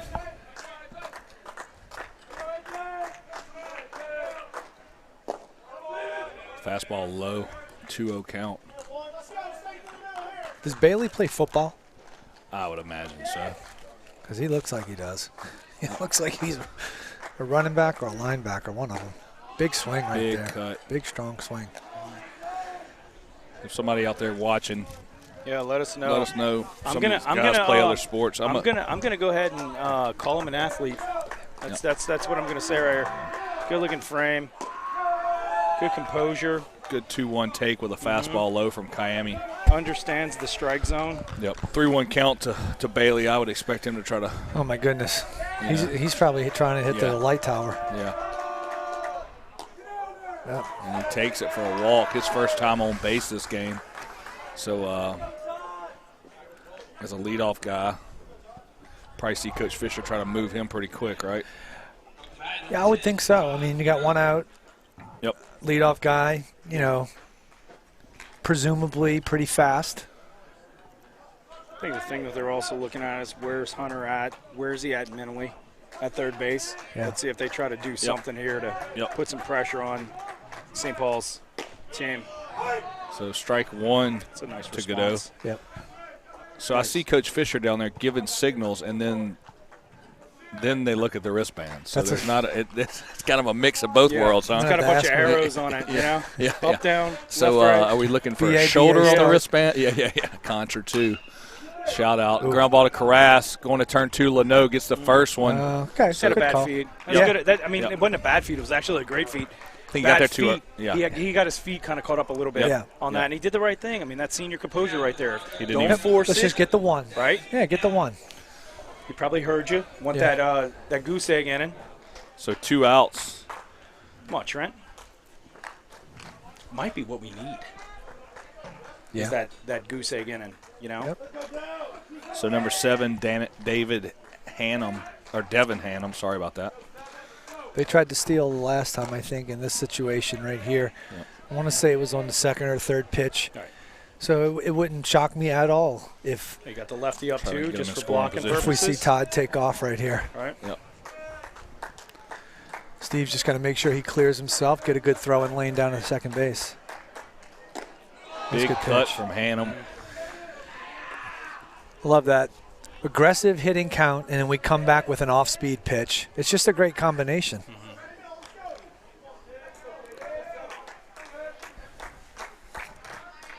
So either Hannum knows all the signs and doesn't need the wrist pad. Or there he goes. Nope. Fake steal, trying to see what Spalita does. Or I think they have the steal on, but I think they're trained enough to see if it's a slide step, they're going to shut it down. Mm-hmm.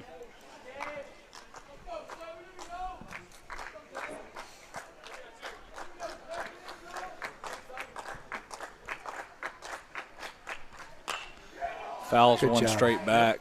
We need it. Ran it in on his hands. Right? I'd go right back to Right it. back. Probably come in a little bit more. Yep. So Either 4-0-2. 4-0-2 guys. 4-0-2. Probably trying to force a fastball. Runner's going. Batter takes it. High throw from Spalita. Cody catches it. So Godot's going to get there easy for a Fleur de Lis title, stolen base. Shout out Jeff Lessershire. Yep. Our official title company sponsor for the Wolfpack Broadcast Network baseball. So runner on second, 2 outs, full count. That's a tough throw for Steve, man. Unfortunately, It's a left-handed hitter. Ball's in the dirt. Didn't really get a great feel for it. Foul ball down the right field line. Keeping it 3-2.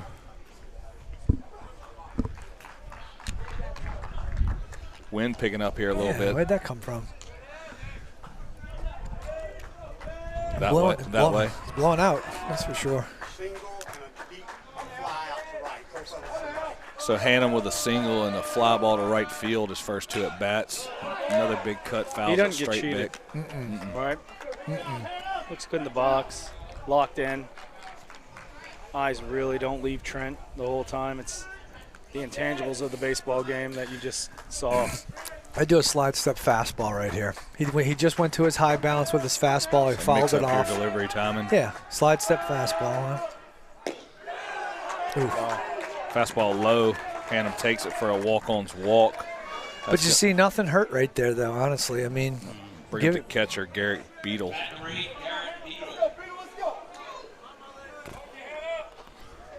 Didn't need to give him anything that he could put the ball in play with. Right. You know, we'll settle for him being disciplined at the plate, and then now we got to force out. So first and second, 2 outs to Beadle. Oh, ground ball off Kayami's leg. He's fine, but it's going to get in the left field and score a run. No. So, sounded like a bunch of leather off of that one. So, so off his shoe. Want to check him out and see how he feels. Coach Coach Mick Nunez is going to come out and check on Kiami, make sure he's okay, because the ball off his foot into left field pretty quickly. It's going to score a run for the Broncos, 5-3 here in the top of the fourth. And then Cody was obviously breaking up the middle of the field, so all of his momentum was going away from where the ball ricocheted. So tough break for the Wolves right there. But, kudos to Zachary for taking advantage. Yep. There goes the goose egg. You said it, I didn't. I know. So that's going to bring up the first of the Felder boys, number 5, Lane Felder, the third baseman, who singled up his first time and then walked the second time. Dana Sanchez out there at Zachary making a request that we just don't refer to home plate as the dish. She just don't call it the dish. The dish? Y'all have done it 3 times. I haven't. Sorry, just now. Oh, is that you? No, I didn't say it. Okay. I'm the only one that didn't say it. I don't know who said it. Here we go. That's interesting. I'd like to know, is there some I'm sort of usually on autopilot by the weird fourth. phobia about calling it That's what it is? Nah. There you go. Nice job. Good recovery, guys. She's now in our head. Shout out to Dana Sanchez. Now I got to think about it every time I want to talk about home plate. All right, guys, it was me. All right? Way to go, Russo. Yeah. Here we go. Pitch from Kiami, 1-1 count. Ball in the dirt. Splita misses it. Runners are going to move. So second and third with 2 outs. 2-1 count to Felder.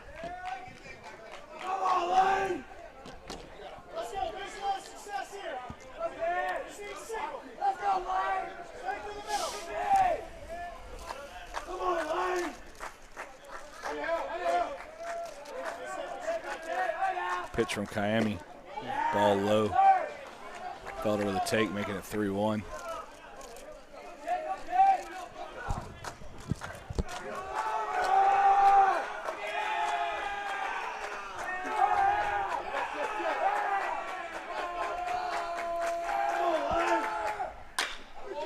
High, choppy ground ball to Cody. Throws it across. It's going to be safe at first. Russo goes home, play at the plate, and he's out. Yeah. Cody stayed back on 2 big hops. I mean, it was tough to make that play with the speed coming down the line. I mean, it was. Yeah, I mean, as a shortstop, you have a decision to make. I mean, you either play the long hop or try to be uber aggressive and try to play the short hop. Yep. I guess Matt thought he had a better shot at being able to play the long bounce, but he got down the line pretty quick on that. So we had a run score on that to make it 6-3. Correct. 6-3. So 6-3 Broncos going to the bottom of the fourth. Going to bring up Cade Lanou, our second baseman. If it's any, I don't want to say consolation, but I mean, at the end of the day, we are swinging the bats pretty well this game. Yep. We missed out on a couple different opportunities to score some runs, but keep the game close. If we've learned anything over the last couple games, as long as we got a shot to win it at the end, that's all you can ask for. Yeah. Braden Clark's still on the mound for the Broncos. As long as Coach Fisher keeps scoring, I'm sure he's not going to pull him, right?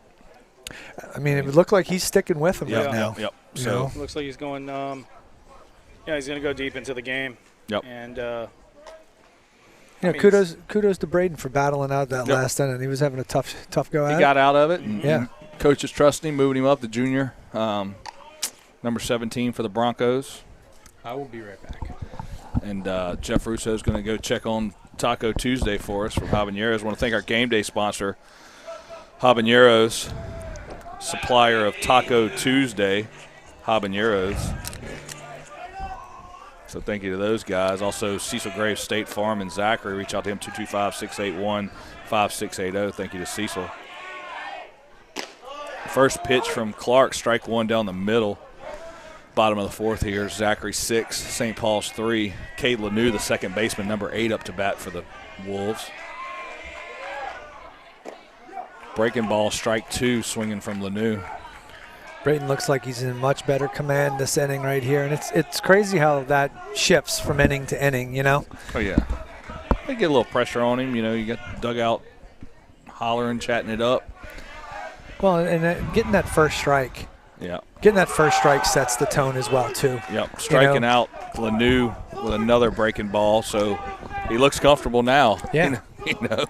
So it's the crazy thing about this game. I mean, you go out there one inning and you're feeling all out of whack and out of sorts and whatnot. You come back in the dugout, settle down for a minute, take a couple deep breaths, go back out on the mound, and now you're cooking again.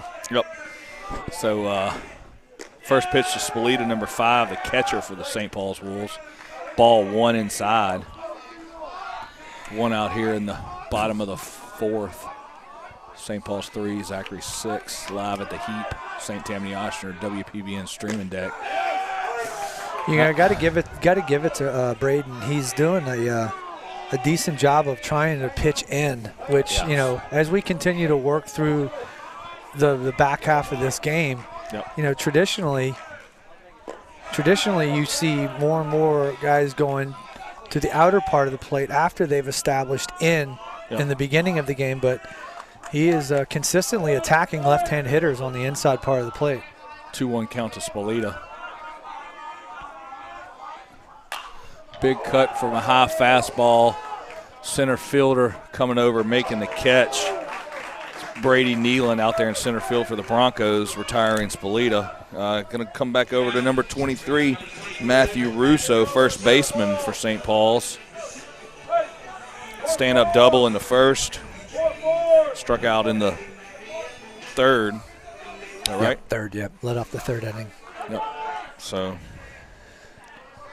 Let's see if Big Puma gets the barrelhead out there a little bit sooner. He's seen Clark twice.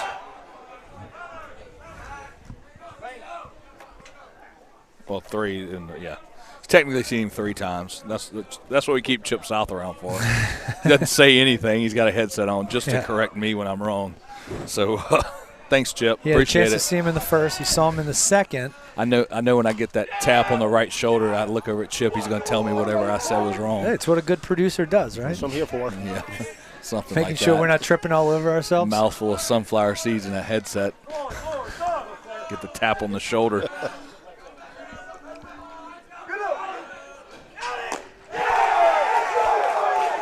Well, Clark strikes out Russo to end the bottom of the 4th. So, his mom was nervous in the 3rd. He came out and showed her whose ball. So, That's right. Well, Mom, you're just going to have to see another inning. So we'll be right back with a word from our sponsor, and we'll be right back. Bye. At Avala Imaging, let us reduce the stress of healthcare. Relax. Cutting-edge technology meets first-class service. You have a choice. Tell your doctor you choose Avala Imaging.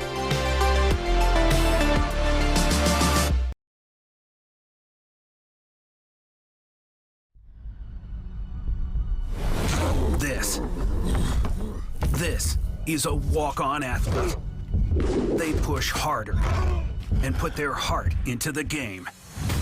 This is the passion we're built on. It's why we put our heart into creating game day with a taste of Louisiana.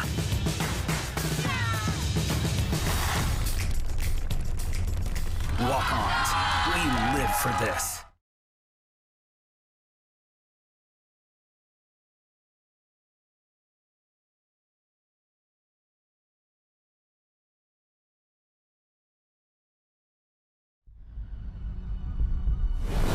This.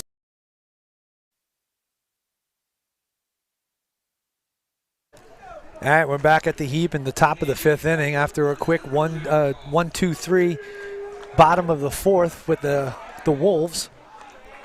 Now we're back to the top of the 5th right now. Zachary's coming to bat. We got number 28, Reed Felder, his first baseman.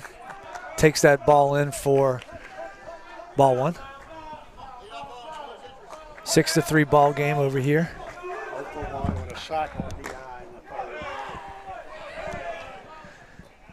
Big Bob, our statistician, is letting us know that Reed was 0 for 1 with a sac fly in the 3rd. Picked up an RBI on that one. Takes a fastball for a strike. 2 balls, 1 strike.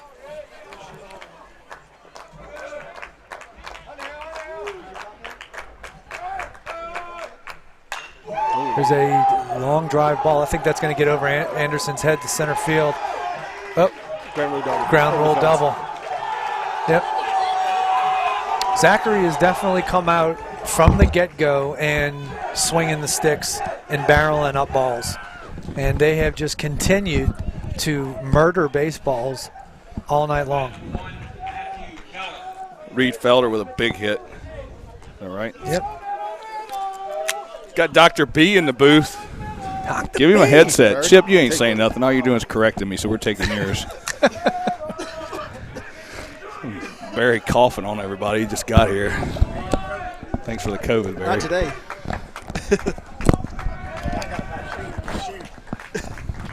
I wonder if they're going to square around right here. Nope. Yep. There we go. Matthew Keller showing bunt, lays it down. Korass makes the play. Oh, great pick by Cade Lanou. Second baseman coming over to it's a great little field play first there. back. Yeah, that is a great play. So good job, Lanou. One out here. Wait, we got him safe? What's the deal? No. What?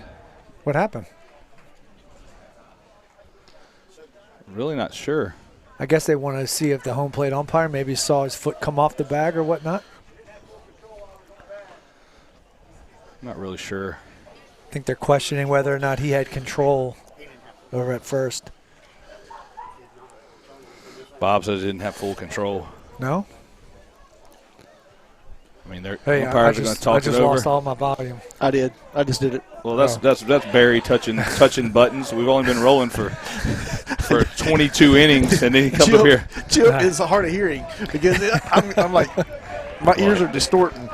He's not too hard of hearing because he was pointing out every mistake I made. so that's about the only thing he hears is when Mike I had screws to up. turn my speakers down a little bit. Yeah. Yep. Well, it's going to cost Leo a little bit more to get a full shout out, but So, Mike, this is your kin folks here, huh? yeah, no kinfolk, but I know a few of them's parents. Yeah. So you got the pitcher's mama texting me and a few other ones. This is where those ground balls that Trent is known for, been doing it all season long, would come in really handy right here. Brady Nealon at the plate, center fielder for the Broncos. 0 for 2 so far tonight. We got a statistician with Bob. He's got everything. Cut over to Korass. Ends up being a foul ball. Him and Felder run into each other over by the bag. I'm good. I was picking on Mike. And he's cooking tacos for us. He's cooking them up? So he's keeping stats. How'd that go? Tacos. Habaneros. Good stuff? Yeah. All right. Saved you one. I'm going to tell you something. This WPBN is right. Especially when you can't be here. Are you watching? And, oh, yeah. Right, it is nice. Setup is great. Foul ball off his ankle. Off Nealon's ankle. Yikes. Hard. He's limping around. Looks like he's walking it off. He's got the shield, the Evo protector. I think it came off his right one. Must have been the other it came foot. off the other one. That's a tough one. I know. Fouling it off your back foot.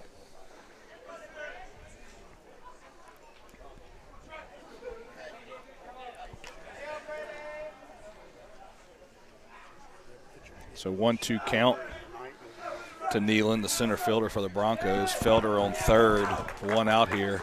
1-2 count. Broncos up 6-3 in the bottom of the fourth.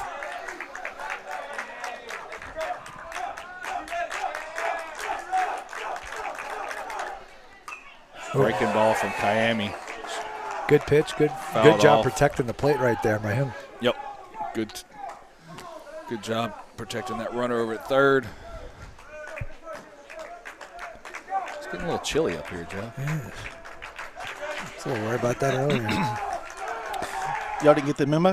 No. We were foul ball down the right field line over to the fence, out of play. We had our hoodies. I got one in the car, but I assumed I'd have some time to grab it between setting up and getting ready. But it's never the case. You know how wind that works. has been rough tonight. Over there. I don't know. We were over at the Covington Stadium. And, Cow Palace? Yeah, and nice. The wind is pretty rough over there. There we go. Big hop to Cody, one out, bobbles it, throws over to first, gets. Pulls him off the bag. Yikes. Says Russo came off. I didn't see it. So that scores another one for Zachary, making it 7. From here, I'm going to tell you, that luck is solid out. So we are right with 2 outs. Keller was out. Yes. Okay. Scoreboard still has 1 up there. We have 2. No, I think we still have 1. We only have 1. We only have 1 out? Yeah, okay. he was safe right here. Yep. So 1 out. Connor. First pitch, Spalita throwing down. Oh. That's out. No. Please. Not even close. Not a question about it. So Brady Nealon gets shot, thrown out. Still in second base by Steven Spalita, sophomore catcher, Texas A&M commit. That was a great throw by Steven right there. Put the ball right on the money. And Cody was waiting on him. I mean, 3-4 steps easy. You saw that video of Yachty taunting that guy. Yeah, I posted it. Well, I've seen it. I mean, I only followed 48 different baseball pages, so it was like half of my news feed was Yachty taunting a rookie in spring training. Oh, gosh. Hard hit. Oh, smoked. By number 11, Jace Harvin, the right fielder, for a base hit here in the top of the 5th inning. Right out of reach from Lanou, who's diving for it at second base. Going to be back at the top of the order, A.J. Bailey, who grounded out the third his first 2 times and then walked his third at bat. I think Lanou's carrying that a little bit on him. I think that was just a good base hit. Bob's about to tell us 2 ground outs for third and a walk. Yep. Told you.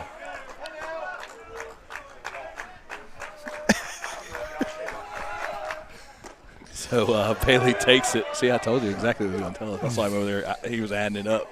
He was moving the abacus around. Used him today? No, I haven't. We could set that up on this camera right here, but he might jump off the deck. So Harvin at first, Bailey at the plate, 1-0 count, takes a breaking ball for strike 1. Good breaking ball. Looked like Bailey was looking fastball the whole way, and he just saw a breaking ball. He took it. He knew. He probably like, that's not really what I want to hit anyway. Yeah, he'll jump on that net or something there. We can't. Take from Bailey, throw down by Spalita. Cody catches it, calls him safe. Thanks. Must have dropped it because he was there. Like he was kind of looking to see if the ball was in the dirt. It's tough to make that play two-handed catching those, right? Because you trap and then you got to go down the tag. You almost got to trust your pick move, and even if it gets by him, Anderson's coming up behind you. He's not getting third. Yeah, So 2-1 count to Bailey. Another breaking ball. Good job by Steven. Good block by Spalita. Harvin reads it but stays at second.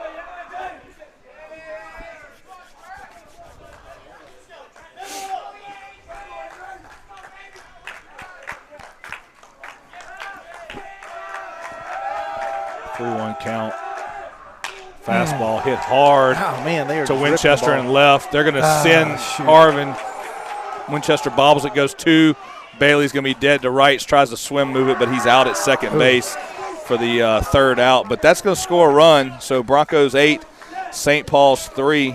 Thank you to our game day sponsors again, Habaneros, Taco Tuesday here at the Heap. Got some new stuff, Barry. You've been gone for 2 games. I've been watching it. Coming out with the new trick. Oh, you've seen it? Yep. So Taco Tuesday here at the Heap. Also want to thank our Zachary sponsors, Cecil Graves State Farm. Thank you to Lil Cecil for his sponsorship today. Reach out to him for all your insurance needs, 225-681-5680. Thank you to Cecil Graves, and we'll be right back with a word from Avala.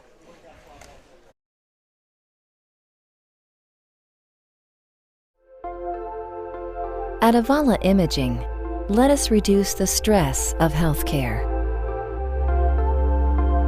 Relax. Cutting-edge technology meets first-class service. You have a choice. Tell your doctor you choose Avala Imaging.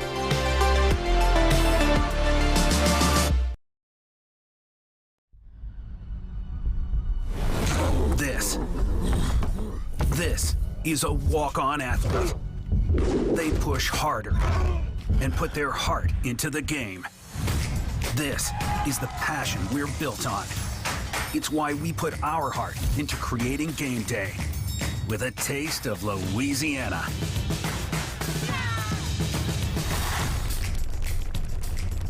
Walk-ons, we live for this. And we're back live at the Heat. First pitch to Trent Kiami, strike one. Still got Braden Clark on the mound. We've got 9 more outs to try to score 6 more runs here. Curveball, so Clark looking shaky in the third and coming out strong in the fourth and fifth so far. So 0-2 count to Kiami. It's coming. And there's a hard hit, line drive, center field. Nice play. And Brady Nealon comes up with a diving catch to rob Kiami of a base hit for first out here in the bottom of the 6th inning.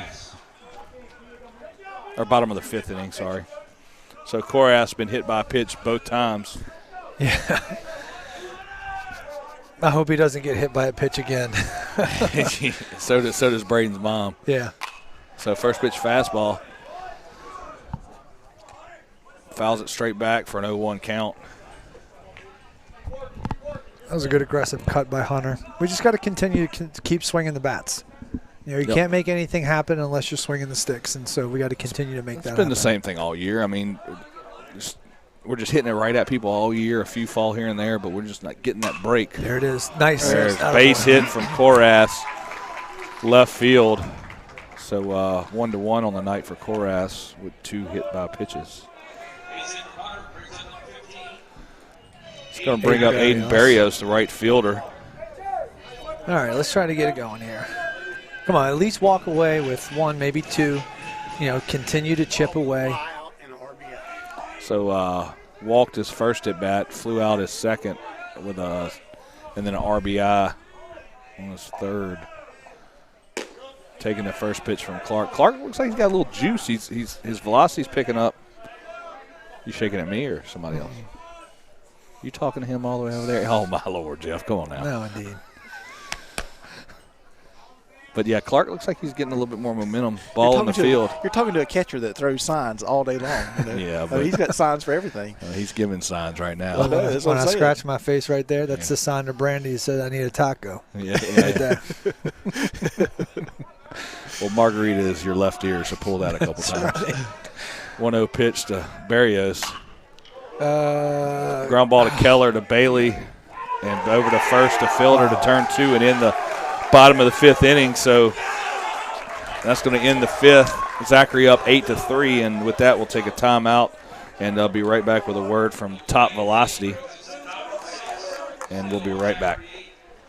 Hi, I'm Brent Forcio, the CEO of Top Velocity. We're here at our headquarters in Louisiana, and we like to show you these scientific methods we've developed that have a biomechanics foundation to building elite baseball players. So here we go.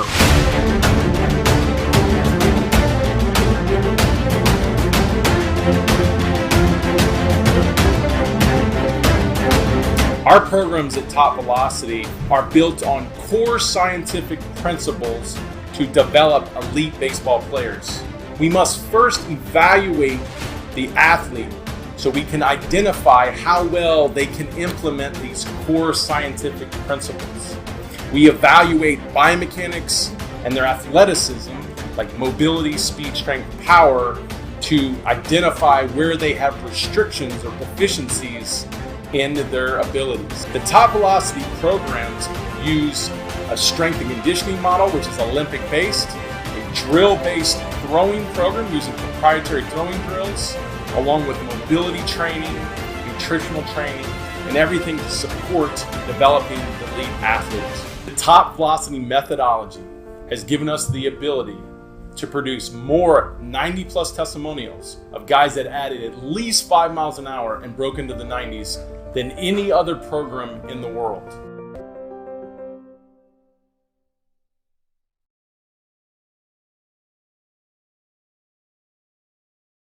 And we're back live, WPBN at the Heap. St. Paul's baseball down 8-3 to the Zachary Broncos. Bringing up number 4. Number 10, Todd Godot. First pitch to Godot, ball. What did he do his first? Walked his first out bat, struck out his second, and then hit into a fielder's choice. 0-for-2 on the night from Godot. Got a new pitcher on the mound from the Wolves, number 1, Hunter Sherwood. 2-0 count to Godot.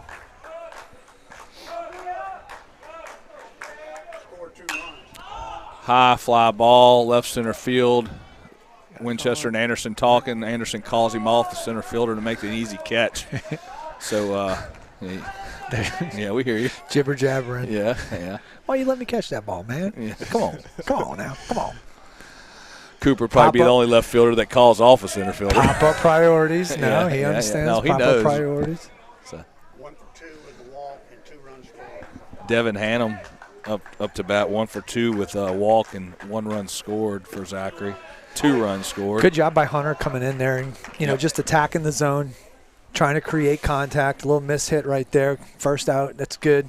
Try to swing the momentum back in our direction. That's what it's going to take at this point. Yep. 0-1 count to Hannum. It definitely got to silence his bats a little bit or get out. Breaking ball, he kind of left it up there. Didn't fall off the table like he wanted. And I'm dead.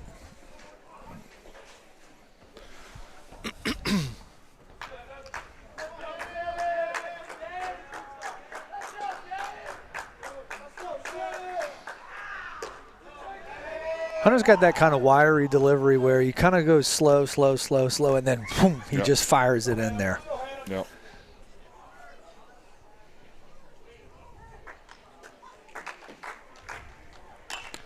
Fouled off straight back. Spolita's looking for it, back to the wall, and it's going to land on the roof. So.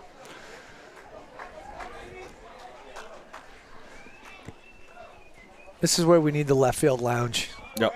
We need a little bit of a little pick-me-up. Need the boys to get a little bit more energy inside of them.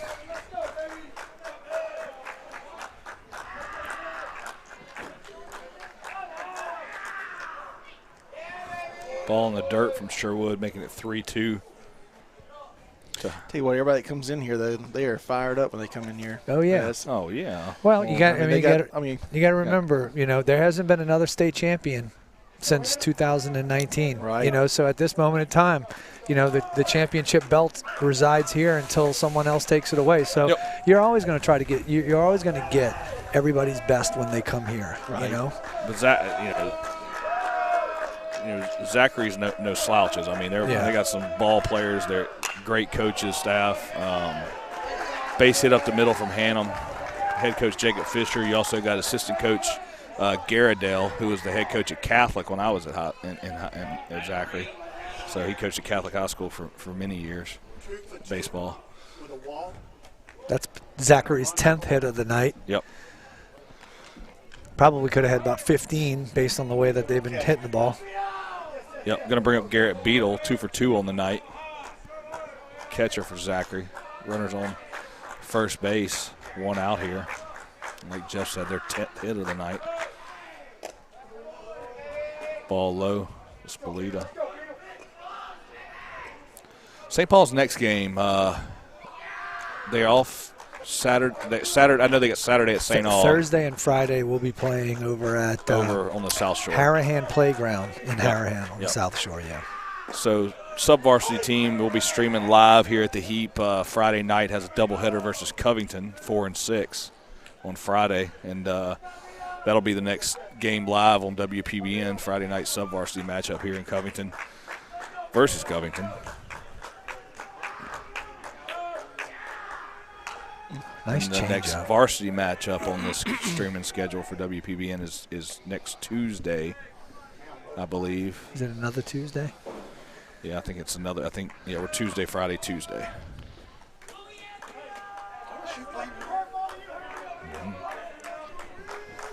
Chip's an Alabama fan. Mississippi State is playing. Thanks for asking. Yep. Foul ball. Number 3. Yeah. Foul ball from Beetle. I got tickets to one of the game. I didn't get on. Can only get 15. Yeah. So I wasn't going to watch this. So That faint voice you hear in the background, Bob Texas Arnold. Southern won at LSU. 2-1. Yep. Yeah. Live on it. From the same thing. Ground ball to Korath, over to Lanu, gets under his glove into shallow right field. It's going to move the runners. So runner ends up on third base with a fielder's choice from Beetle. That had promise. Yeah. It just a little bit low, but a little bit low on the throw right there. E4 right there.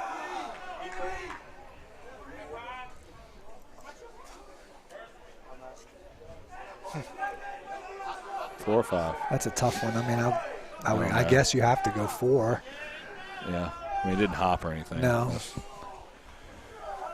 I just think he tried to come up before he caught it. So, tough play. I mean, tough play, yeah. Lanu's a great second baseman. Going to bring up Felder. The first Felder. Lane, third baseman. Shows bunt right back to safety squeeze Sherwood. action right there. Runner holds up at third. That stinks Sherwood for them. Yeah, because he never even thought about we'll it. Take that. Yeah. So St. Paul's gets a little lucky on that one. Sherwood goes to check second, forgets about the runner at third. Fisher had him held up there and gets out at first for the second out of the 6th inning. Going to bring up the other Felder, first baseman Reed Felder, who's 1 for 3 with a double. RBI and a run scored.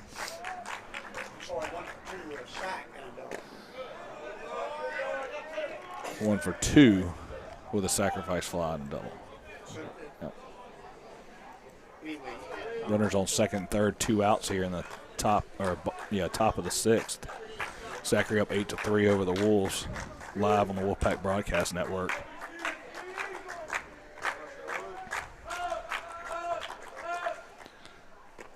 Ooh. Breaking ball low. Yep. Good take by Felder. Let's take a couple more of our sponsors, Connor.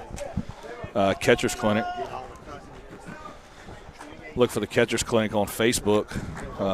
They have instructional videos, private lessons. Jeff Winchester and the Catcher Clinic. Thank you to those guys. 2-0 count to Felder. Hard hit. Lanu gets up, makes a catch, stretches out. He needed that one. So for the third out to end the top of the 6th inning, Zachary 8, St. Paul's 3, and we'll be right back with a word from Walk-Ons and Avala. Nice little play there.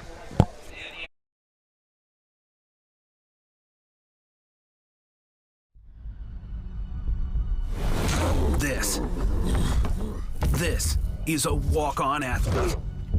They push harder and put their heart into the game.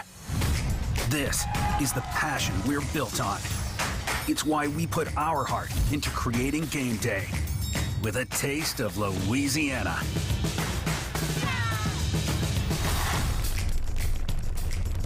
Walk-ons, we live for this.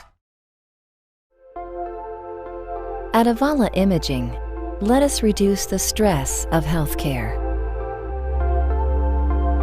Relax. Cutting-edge technology meets first-class service. You have a choice. Tell your doctor you choose Avala Imaging.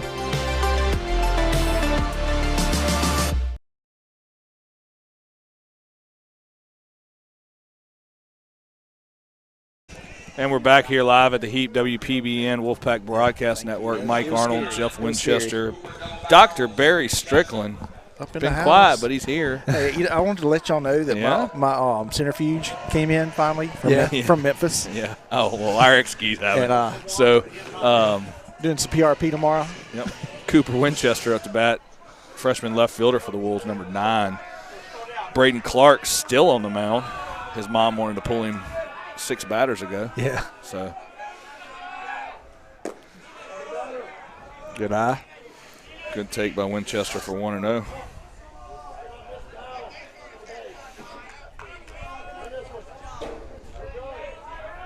I'm looking for a daddy hack right here, Jeff. No, just something to get the game going. Fastball up late on that at one. Winchester's chin. Looking to do some damage, fouls it off over the third base dugout. Make it 1-1 on Winchester. A little late on that fastball right there. Yeah, Clark's velocity has picked up inning after inning after inning. It's like it explodes on you. Yep. I mean, it comes out nice and smooth, and then by halfway through, it just like kicks it into 6th gear, and then boom, it's right up on top of you. Yep. Gets there quick. There it is. Oh, come on. A little bit late. High fly ball. Shallow left field. First out for the Wolves here in the bottom of the 6th. Going to bring up Matthew Cody, shortstop for the Wolves. So I'm glad your stuff came in, Barry. I am too. We hadn't got our stuff in from Memphis. I know it's a slow trickle once it gets out. You know, still frozen up there in Memphis. Could have drove up there 28 times to get it, but it's, you know, it's thawing out is what it is, thawing out. So we're still waiting on some streaming equipment, some more streaming equipment we can add to the Wolfpack Broadcast Network. That's been in Memphis. I mean, at this point, I'm thinking that stuff's lost. Yeah. I mean, how long? Well, no, yeah. So. Backswing. Yeah. 0-2 count, catcher.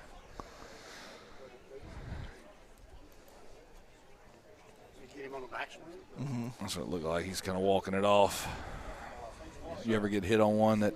Yeah. I'm it sure happens. you have, Yeah. Where it really hurts is when you get that top of the bat and it hits you like right there in like the upper rib on the backside there, and you're just like right behind your like right underneath your shoulder blade, and it's like about 3 nights ago I fell asleep on my phone in that same spot and woke up the next morning and I was feeling it. What are you going to bed with your phone for? It's just there. I fall asleep. That blue light stuff, man, it's rough, you know. I'm reading emails, man. I'm busy. That blue light, you don't need to be doing that blue light stuff. Playing solitaire. Making mashed potatoes. So, 0-2 count. All right, come on, get down, line drive. Man, they're just in. Center fielder Brady Nealon just all over the place. A lot of speed in the outfield for the Broncos, making it look easy for 2 outs here in the just can't make anything fall. Bottom of the 6th. Yep. We're going to bring it just back to the top of the lineup. Cade Anderson, number 11. 1 for 3 tonight. 3 hard hit balls. Yeah. Flew out to really deep right center field the last time with the bases loaded. Yep. And right fielder tracked it down. Harvin made a great play. Taking that first pitch all speed from Clark. 0-1 count. He's done a great job mixing his pitches up. Mm-hmm. His tempo up, everything. Yep. Hard hit ball from Anderson. Nealon running about 70 yards. Yeah. Making it look easy, camping out underneath it. So 3 outs in the bottom of the 6th. We're going to go to the top of the 7th inning. Zachary 8, St. Paul's 3, and we'll be right back with a word from our sponsor.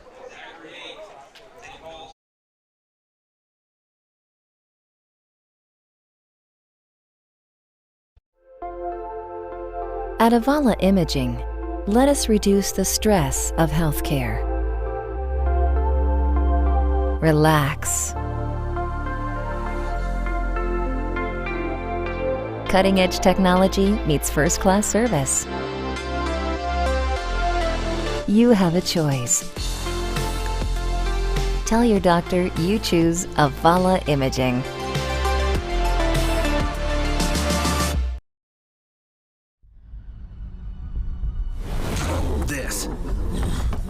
This is a walk-on athlete. They push harder and put their heart into the game. This is the passion we're built on. It's why we put our heart into creating game day with a taste of Louisiana.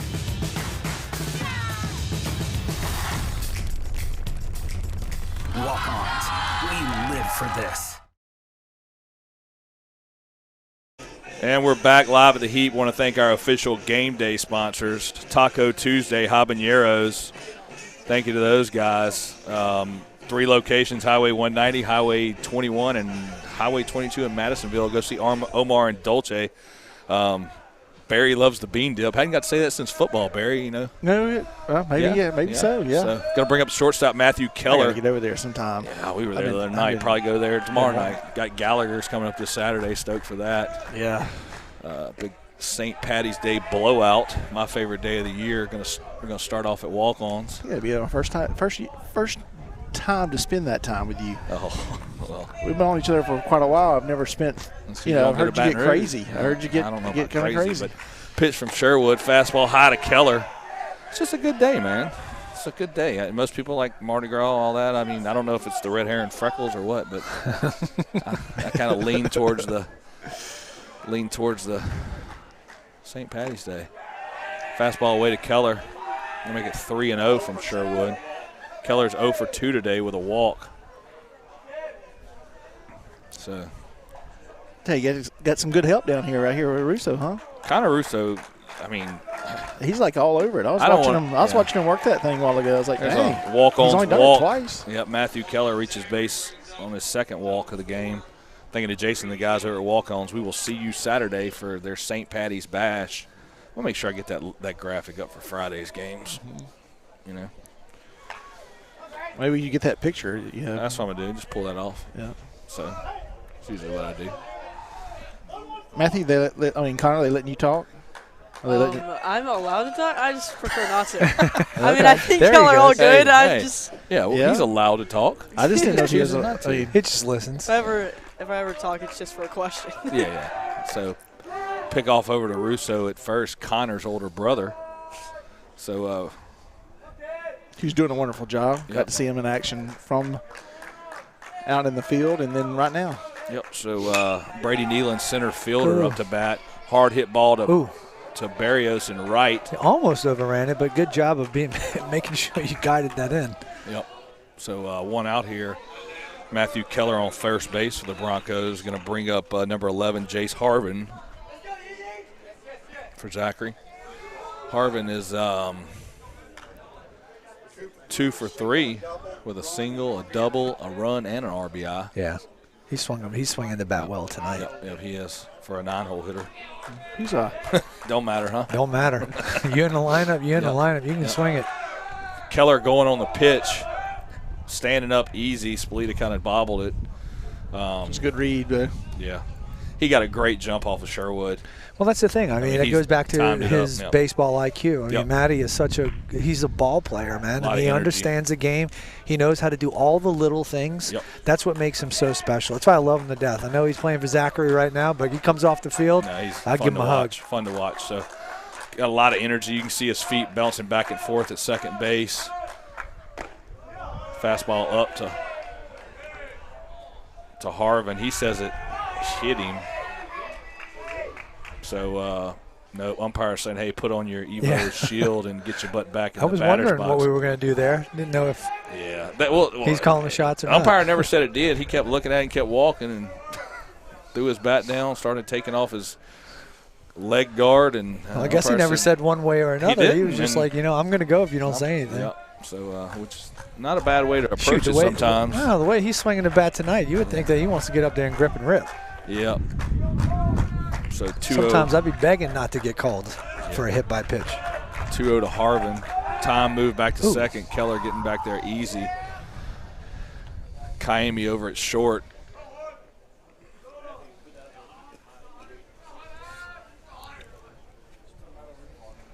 So Brady Nealon up to bat. Sorry, Jace Harvin up to bat. Well, I said his name 12 times.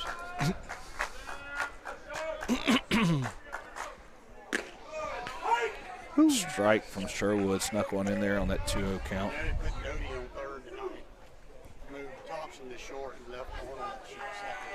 He ain't gonna let Horn play short. Got a little LSU commentary in the background from Bob. He's got Maneri figured out. Not really. No. He thinks he does. 2-1 count to Harvin. Ground ball in the hole to left. They're going to send. Oh, no throw. No. So see, that's where a rookie mistake comes in. You can't really throw that ball all the way home. Yep. You got to be able to come up and keep the runner at first base. And Fisher was sneaking that wave around to see what he would do in left. You know, and that moves. You know, gives Harvin another single, and gets the second on the throw over the cutoff man's head from the left fielder. Going to bring up A.J. Bailey, top of the order. No, he knows it too. He's out there beating himself up out there. Nah, he'll be fine. Hitting One out himself here. in the head. Second and third. This is not the guy you want to be playing in on. No. Not with the way the ball's been jumping off of his bat today. Yep. I do not want to be any closer to the home plate. What's he?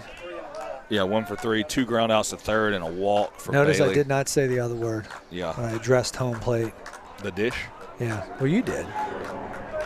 Mississippi State 6-0 over Grambling. That's for all you Stricklands out there watching. Greg Thompson. Yep. Ground ball in the third base dugout.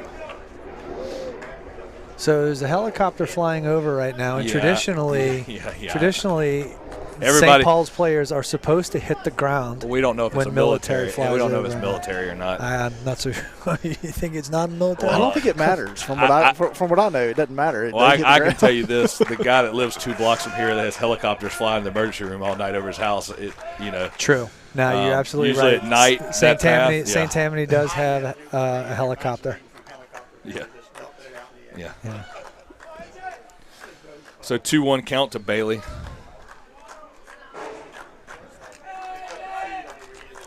Somebody text me, is Bailey a senior, junior? Does he play football? Give me some more info on this guy. He's an athlete, obviously. Definitely an athlete. Yep. Takes that fastball a little bit away, making it 3-1. I would not want to be a third baseman on a 3-1 count to Bailey in this situation. Yeah, no. He's a very strong young man. Let me swap sides here. I'm going to scratch my back on this pole. Like a big old bear. Ooh, check swing. Says he went for strike 2. That felt good. Full up here, 1 out. Runners on second and third. A.J. Bailey, the second baseman, leadoff guy for Zachary, up to the plate. 1 for 3 today with a walk. Big good cut pitch by Hunter Sherwood to strike him out. Nice pitch. That was a very top big velocity strikeout. That's a very big out right there, given the circumstances right now. Yes. So thank you to Top Velocity, Brent Porcio, Dr. Pat McNeil over there in Covington. Actually, 5 locations across the globe. Just opened that Boca Raton facility with Big Pasta over there. That was our nickname of the night over there. Big Pasta. Big Pasta. So Ty Godot 0 for 3 with a walk. 2 outs here in the bottom of the top of the seventh.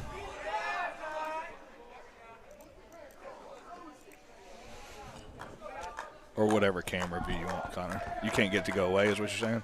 Oh, no. I was just wondering if we're going to do an ad, that's all. No. Just overlay. Ball away. Oh, my bad. Yeah. See what I'm saying now? I didn't realize. Graphics. Oh, okay.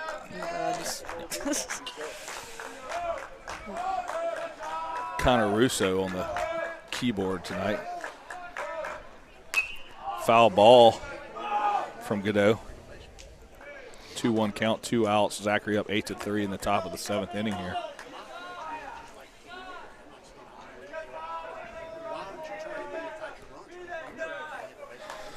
Bob's over here talking to Alabama fans' ear off about LSU baseball. An Alabama fan. Yeah. Chip doesn't care to hear anything about it. Fastball away.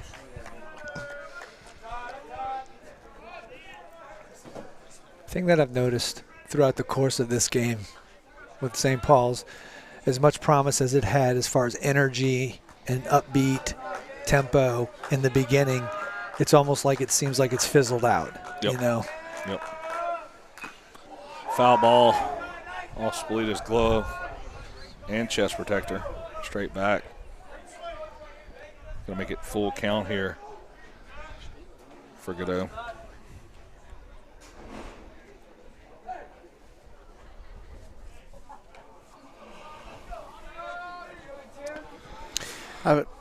Jeff, I do agree. I mean, they're just kind of gotten flat out there. Just, you know. So Bailey's a senior and only plays baseball. That's what I got on there. Goodness gracious. So.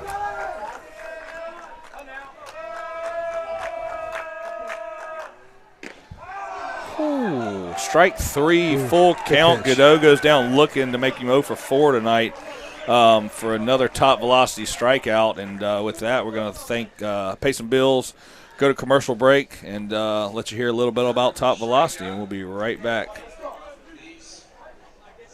Hi, I'm Brent Forcio, the CEO of Top Velocity. We're here at our headquarters in Louisiana, and we like to show you the scientific methods we've developed that have a biomechanics foundation to building elite baseball players. So here we go.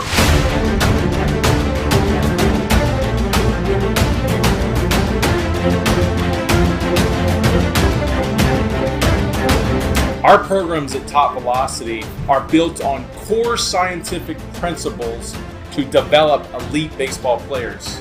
We must first evaluate the athlete so we can identify how well they can implement these core scientific principles. We evaluate biomechanics and their athleticism, like mobility, speed, strength, power, to identify where they have restrictions or deficiencies in their abilities. The Top Velocity programs use a strength and conditioning model, which is Olympic-based, a drill-based throwing program using proprietary throwing drills, along with mobility training, nutritional training, and everything to support developing the elite athletes. The Top Velocity methodology has given us the ability to produce more 90-plus testimonials of guys that added at least 5 miles an hour and broke into the 90s than any other program in the world.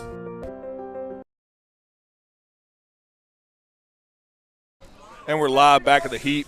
St. Paul's down 8-3, bottom of the 7th inning. Braden Clark still on the mound. Got a new batter for St. Paul's, number 17, Brian Lee, or Leah, L-E-A. Is that Lee?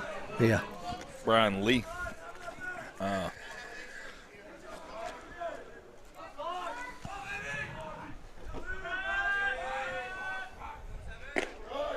Looks like he's going to be batting for Cade Lanou. Cade Lanou.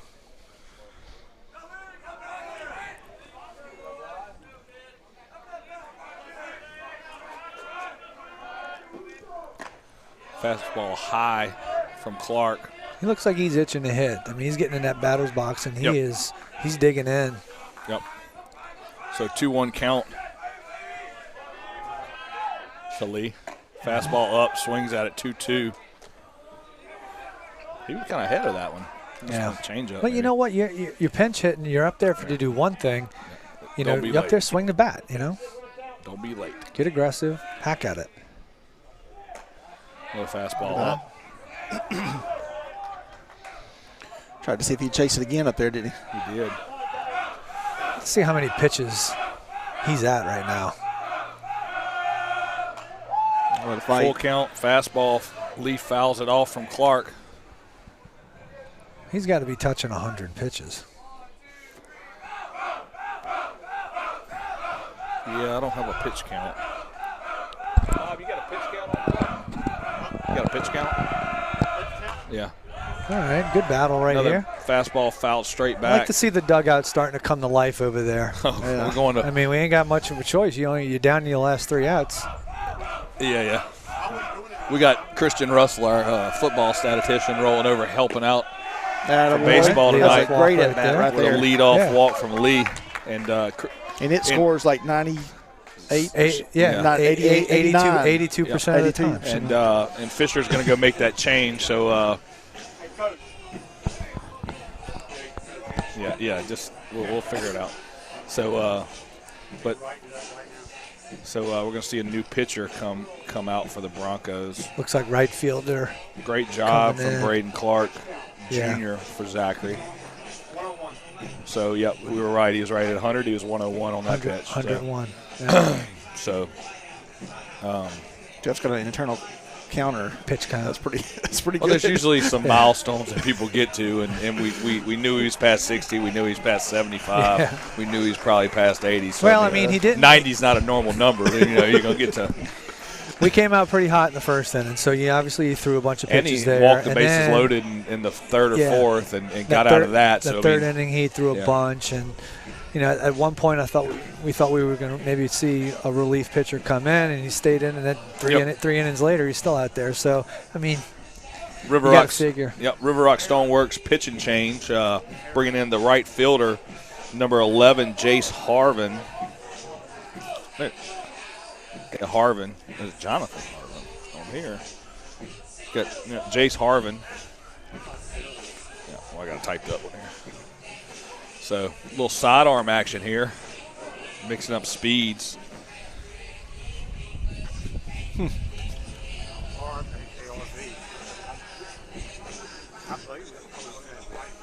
So. A while ago when what we thought was an out at first base, and he said he pulled his foot. Did that guy score? No. No, he didn't. Well, there was another one before that with Keller that stayed on the bag that was out. Yeah. And so I'm not, but neither one of them. But he didn't. I mean, it didn't. No, he ended up at third, I think. Okay. So Steven Spolita up to the plate, catcher for St. Paul's.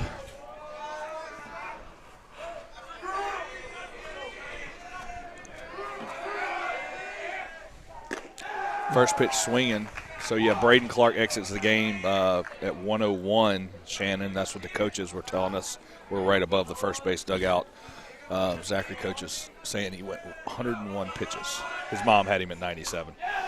So I'm just letting her know it's 101.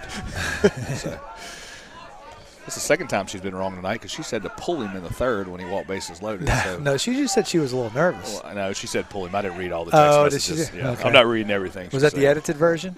No, well, maybe. But so shout out to Shannon and Grassroots Gal Lawn Service and Zachary. I graduated with her. Okay. She was actually. That's funny. I think our moms were in the hospital together. Was Woodside in the hospital when I was born? Yeah. She was born, I think, 27th. That was 29th of March. So. So swing and a miss by Spolita for the first out here. Looks like a dirty changeup right there. Bringing up number 23, Matthew Russo. All right, Big Puma. Official game day sponsor today, Cecil Graves State Farm. Thank you to those guys. Brings up Russo for first pitch ball. He's 1 for 3 tonight with a double. She says she's the 28th, not the 27th. Oh. I thought so. Maybe Drew Lord was 27th. Hard hit ball to Keller. Kind of bobbles it. Goes to Bailey at first. Big Puma beats it out. And Russo gets on as a fielder's choice. 2 outs here in the bottom of the 7th. Aaron's doing a good job of keeping the ball down. Yes. It seems like based on his throwing style that's his MO. But, doing a good job. We got to try to squeeze one through a hole. Yep. So 2 outs, bottom of the 7th. Going to bring up Trent Kiami. On shortstop now for the Wolves. Started over at third base. Making a great play to start off the first inning from a hard hit ground ball from A.J. Bailey. And there's a ground ball to third from Kiami. Going to get off the third baseman's glove. Keller going to pick it up, but not in time. So Kiami's on first, and Russo moves over to second base.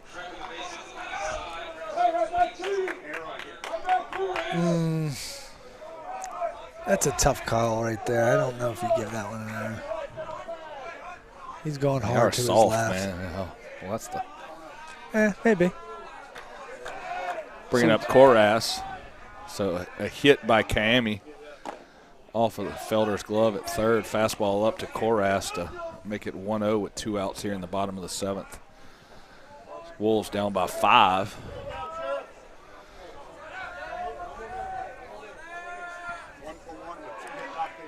Koras is 1 for 1 with 2 hit by pitches.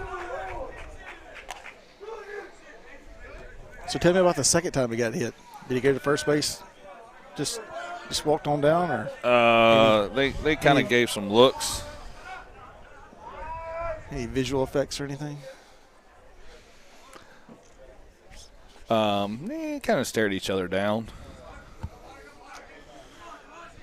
Clark obviously didn't mean to hit him. It's just coincidence. Jammed him on this fly ball. Felder tracking back. Keller waving him off in shallow left, and that's going to be the third out of the 7th inning.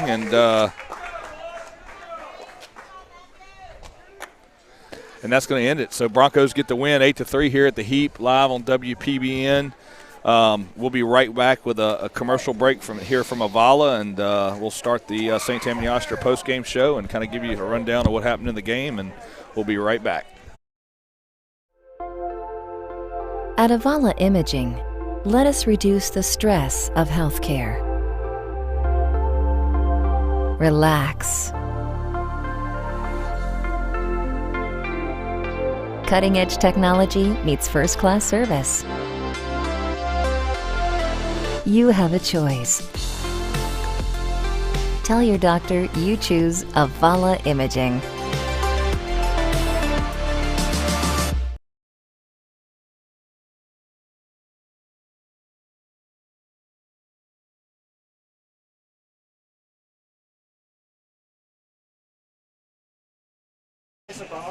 And we're back live, St. Tammany Oshner, WPBN streaming deck. Mike Arnold, Jeff Winchester. Tough loss to the Broncos, 8-3 here live at the Heap.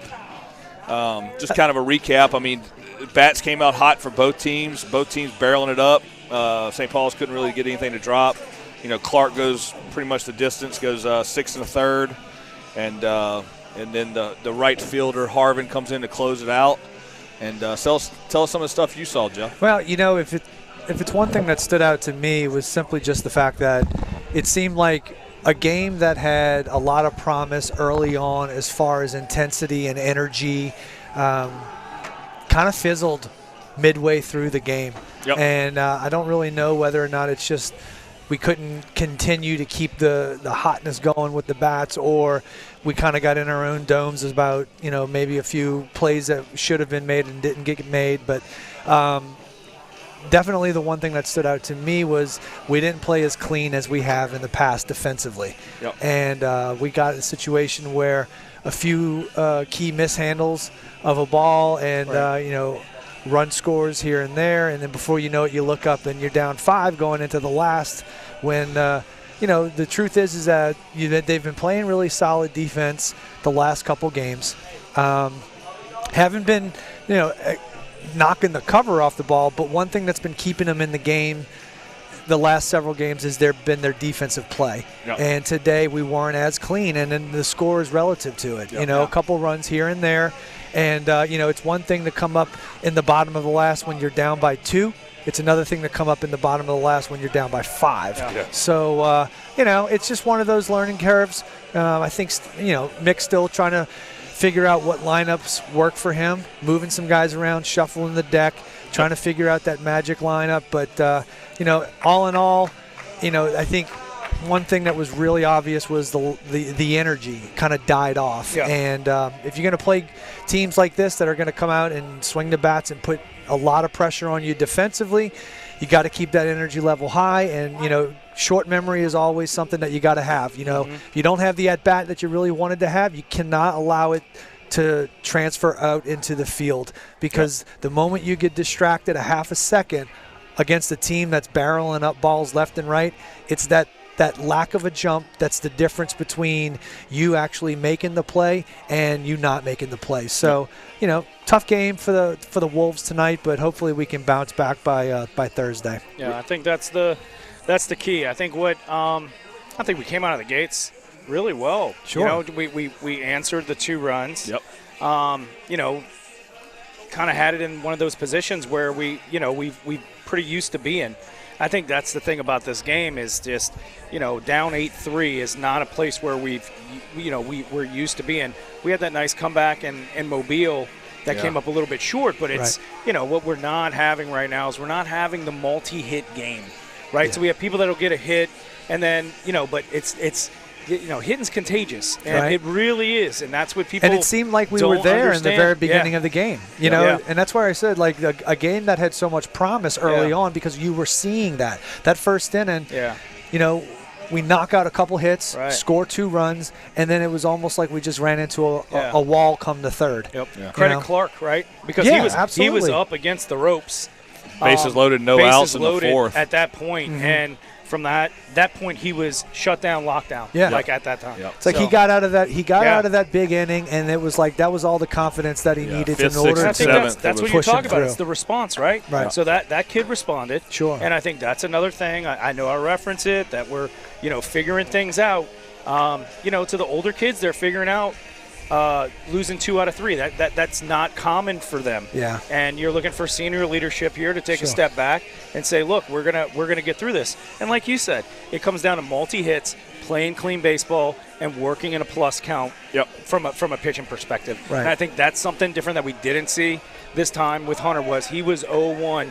Same thing with Trent. They were 0-1 a lot in their wins when they battled earlier this week or like last weekend. And then now, it's just a little bit different. On the flip side, yeah. Yep. So short abbreviated version of St. Tammany Oshner post-game show, weekday night, school night. Got to go to bed. So any other things you guys want to add? No. So Zachary comes in, gets the win 8-3 over the Wolves live here on WPBN at the Heap. And our next game on WPBN will be Friday doubleheader with the sub-varsity taking on Covington. Karen. And then we'll be back with a varsity matchup Tuesday of the following week. So Mike Arnold, Jeff Winchester, Jeff Russo, and Connor Russo on the computer. You can give away Connor. Yeah, Connor, give it up. Right in that camera. He's right down here. So thank you to our game day sponsors, Habanero, Taco Tuesday here at the Heap, and also want to thank Cecil Graves, State Farm Insurance, and Zachary as our visiting game day sponsor. Reach out to him for all your insurance needs, 225-681-5680. Thank you to Cecil and Habaneros, Taco Tuesday. And we'll go ahead and wrap up St. Tammany Oshner post-game show, and we'll see you guys Friday live for a sub-varsity doubleheader. So Mike Arnold, Jeff Russo, Jeff Winchester, 247. And And we'll see you guys next time. All right.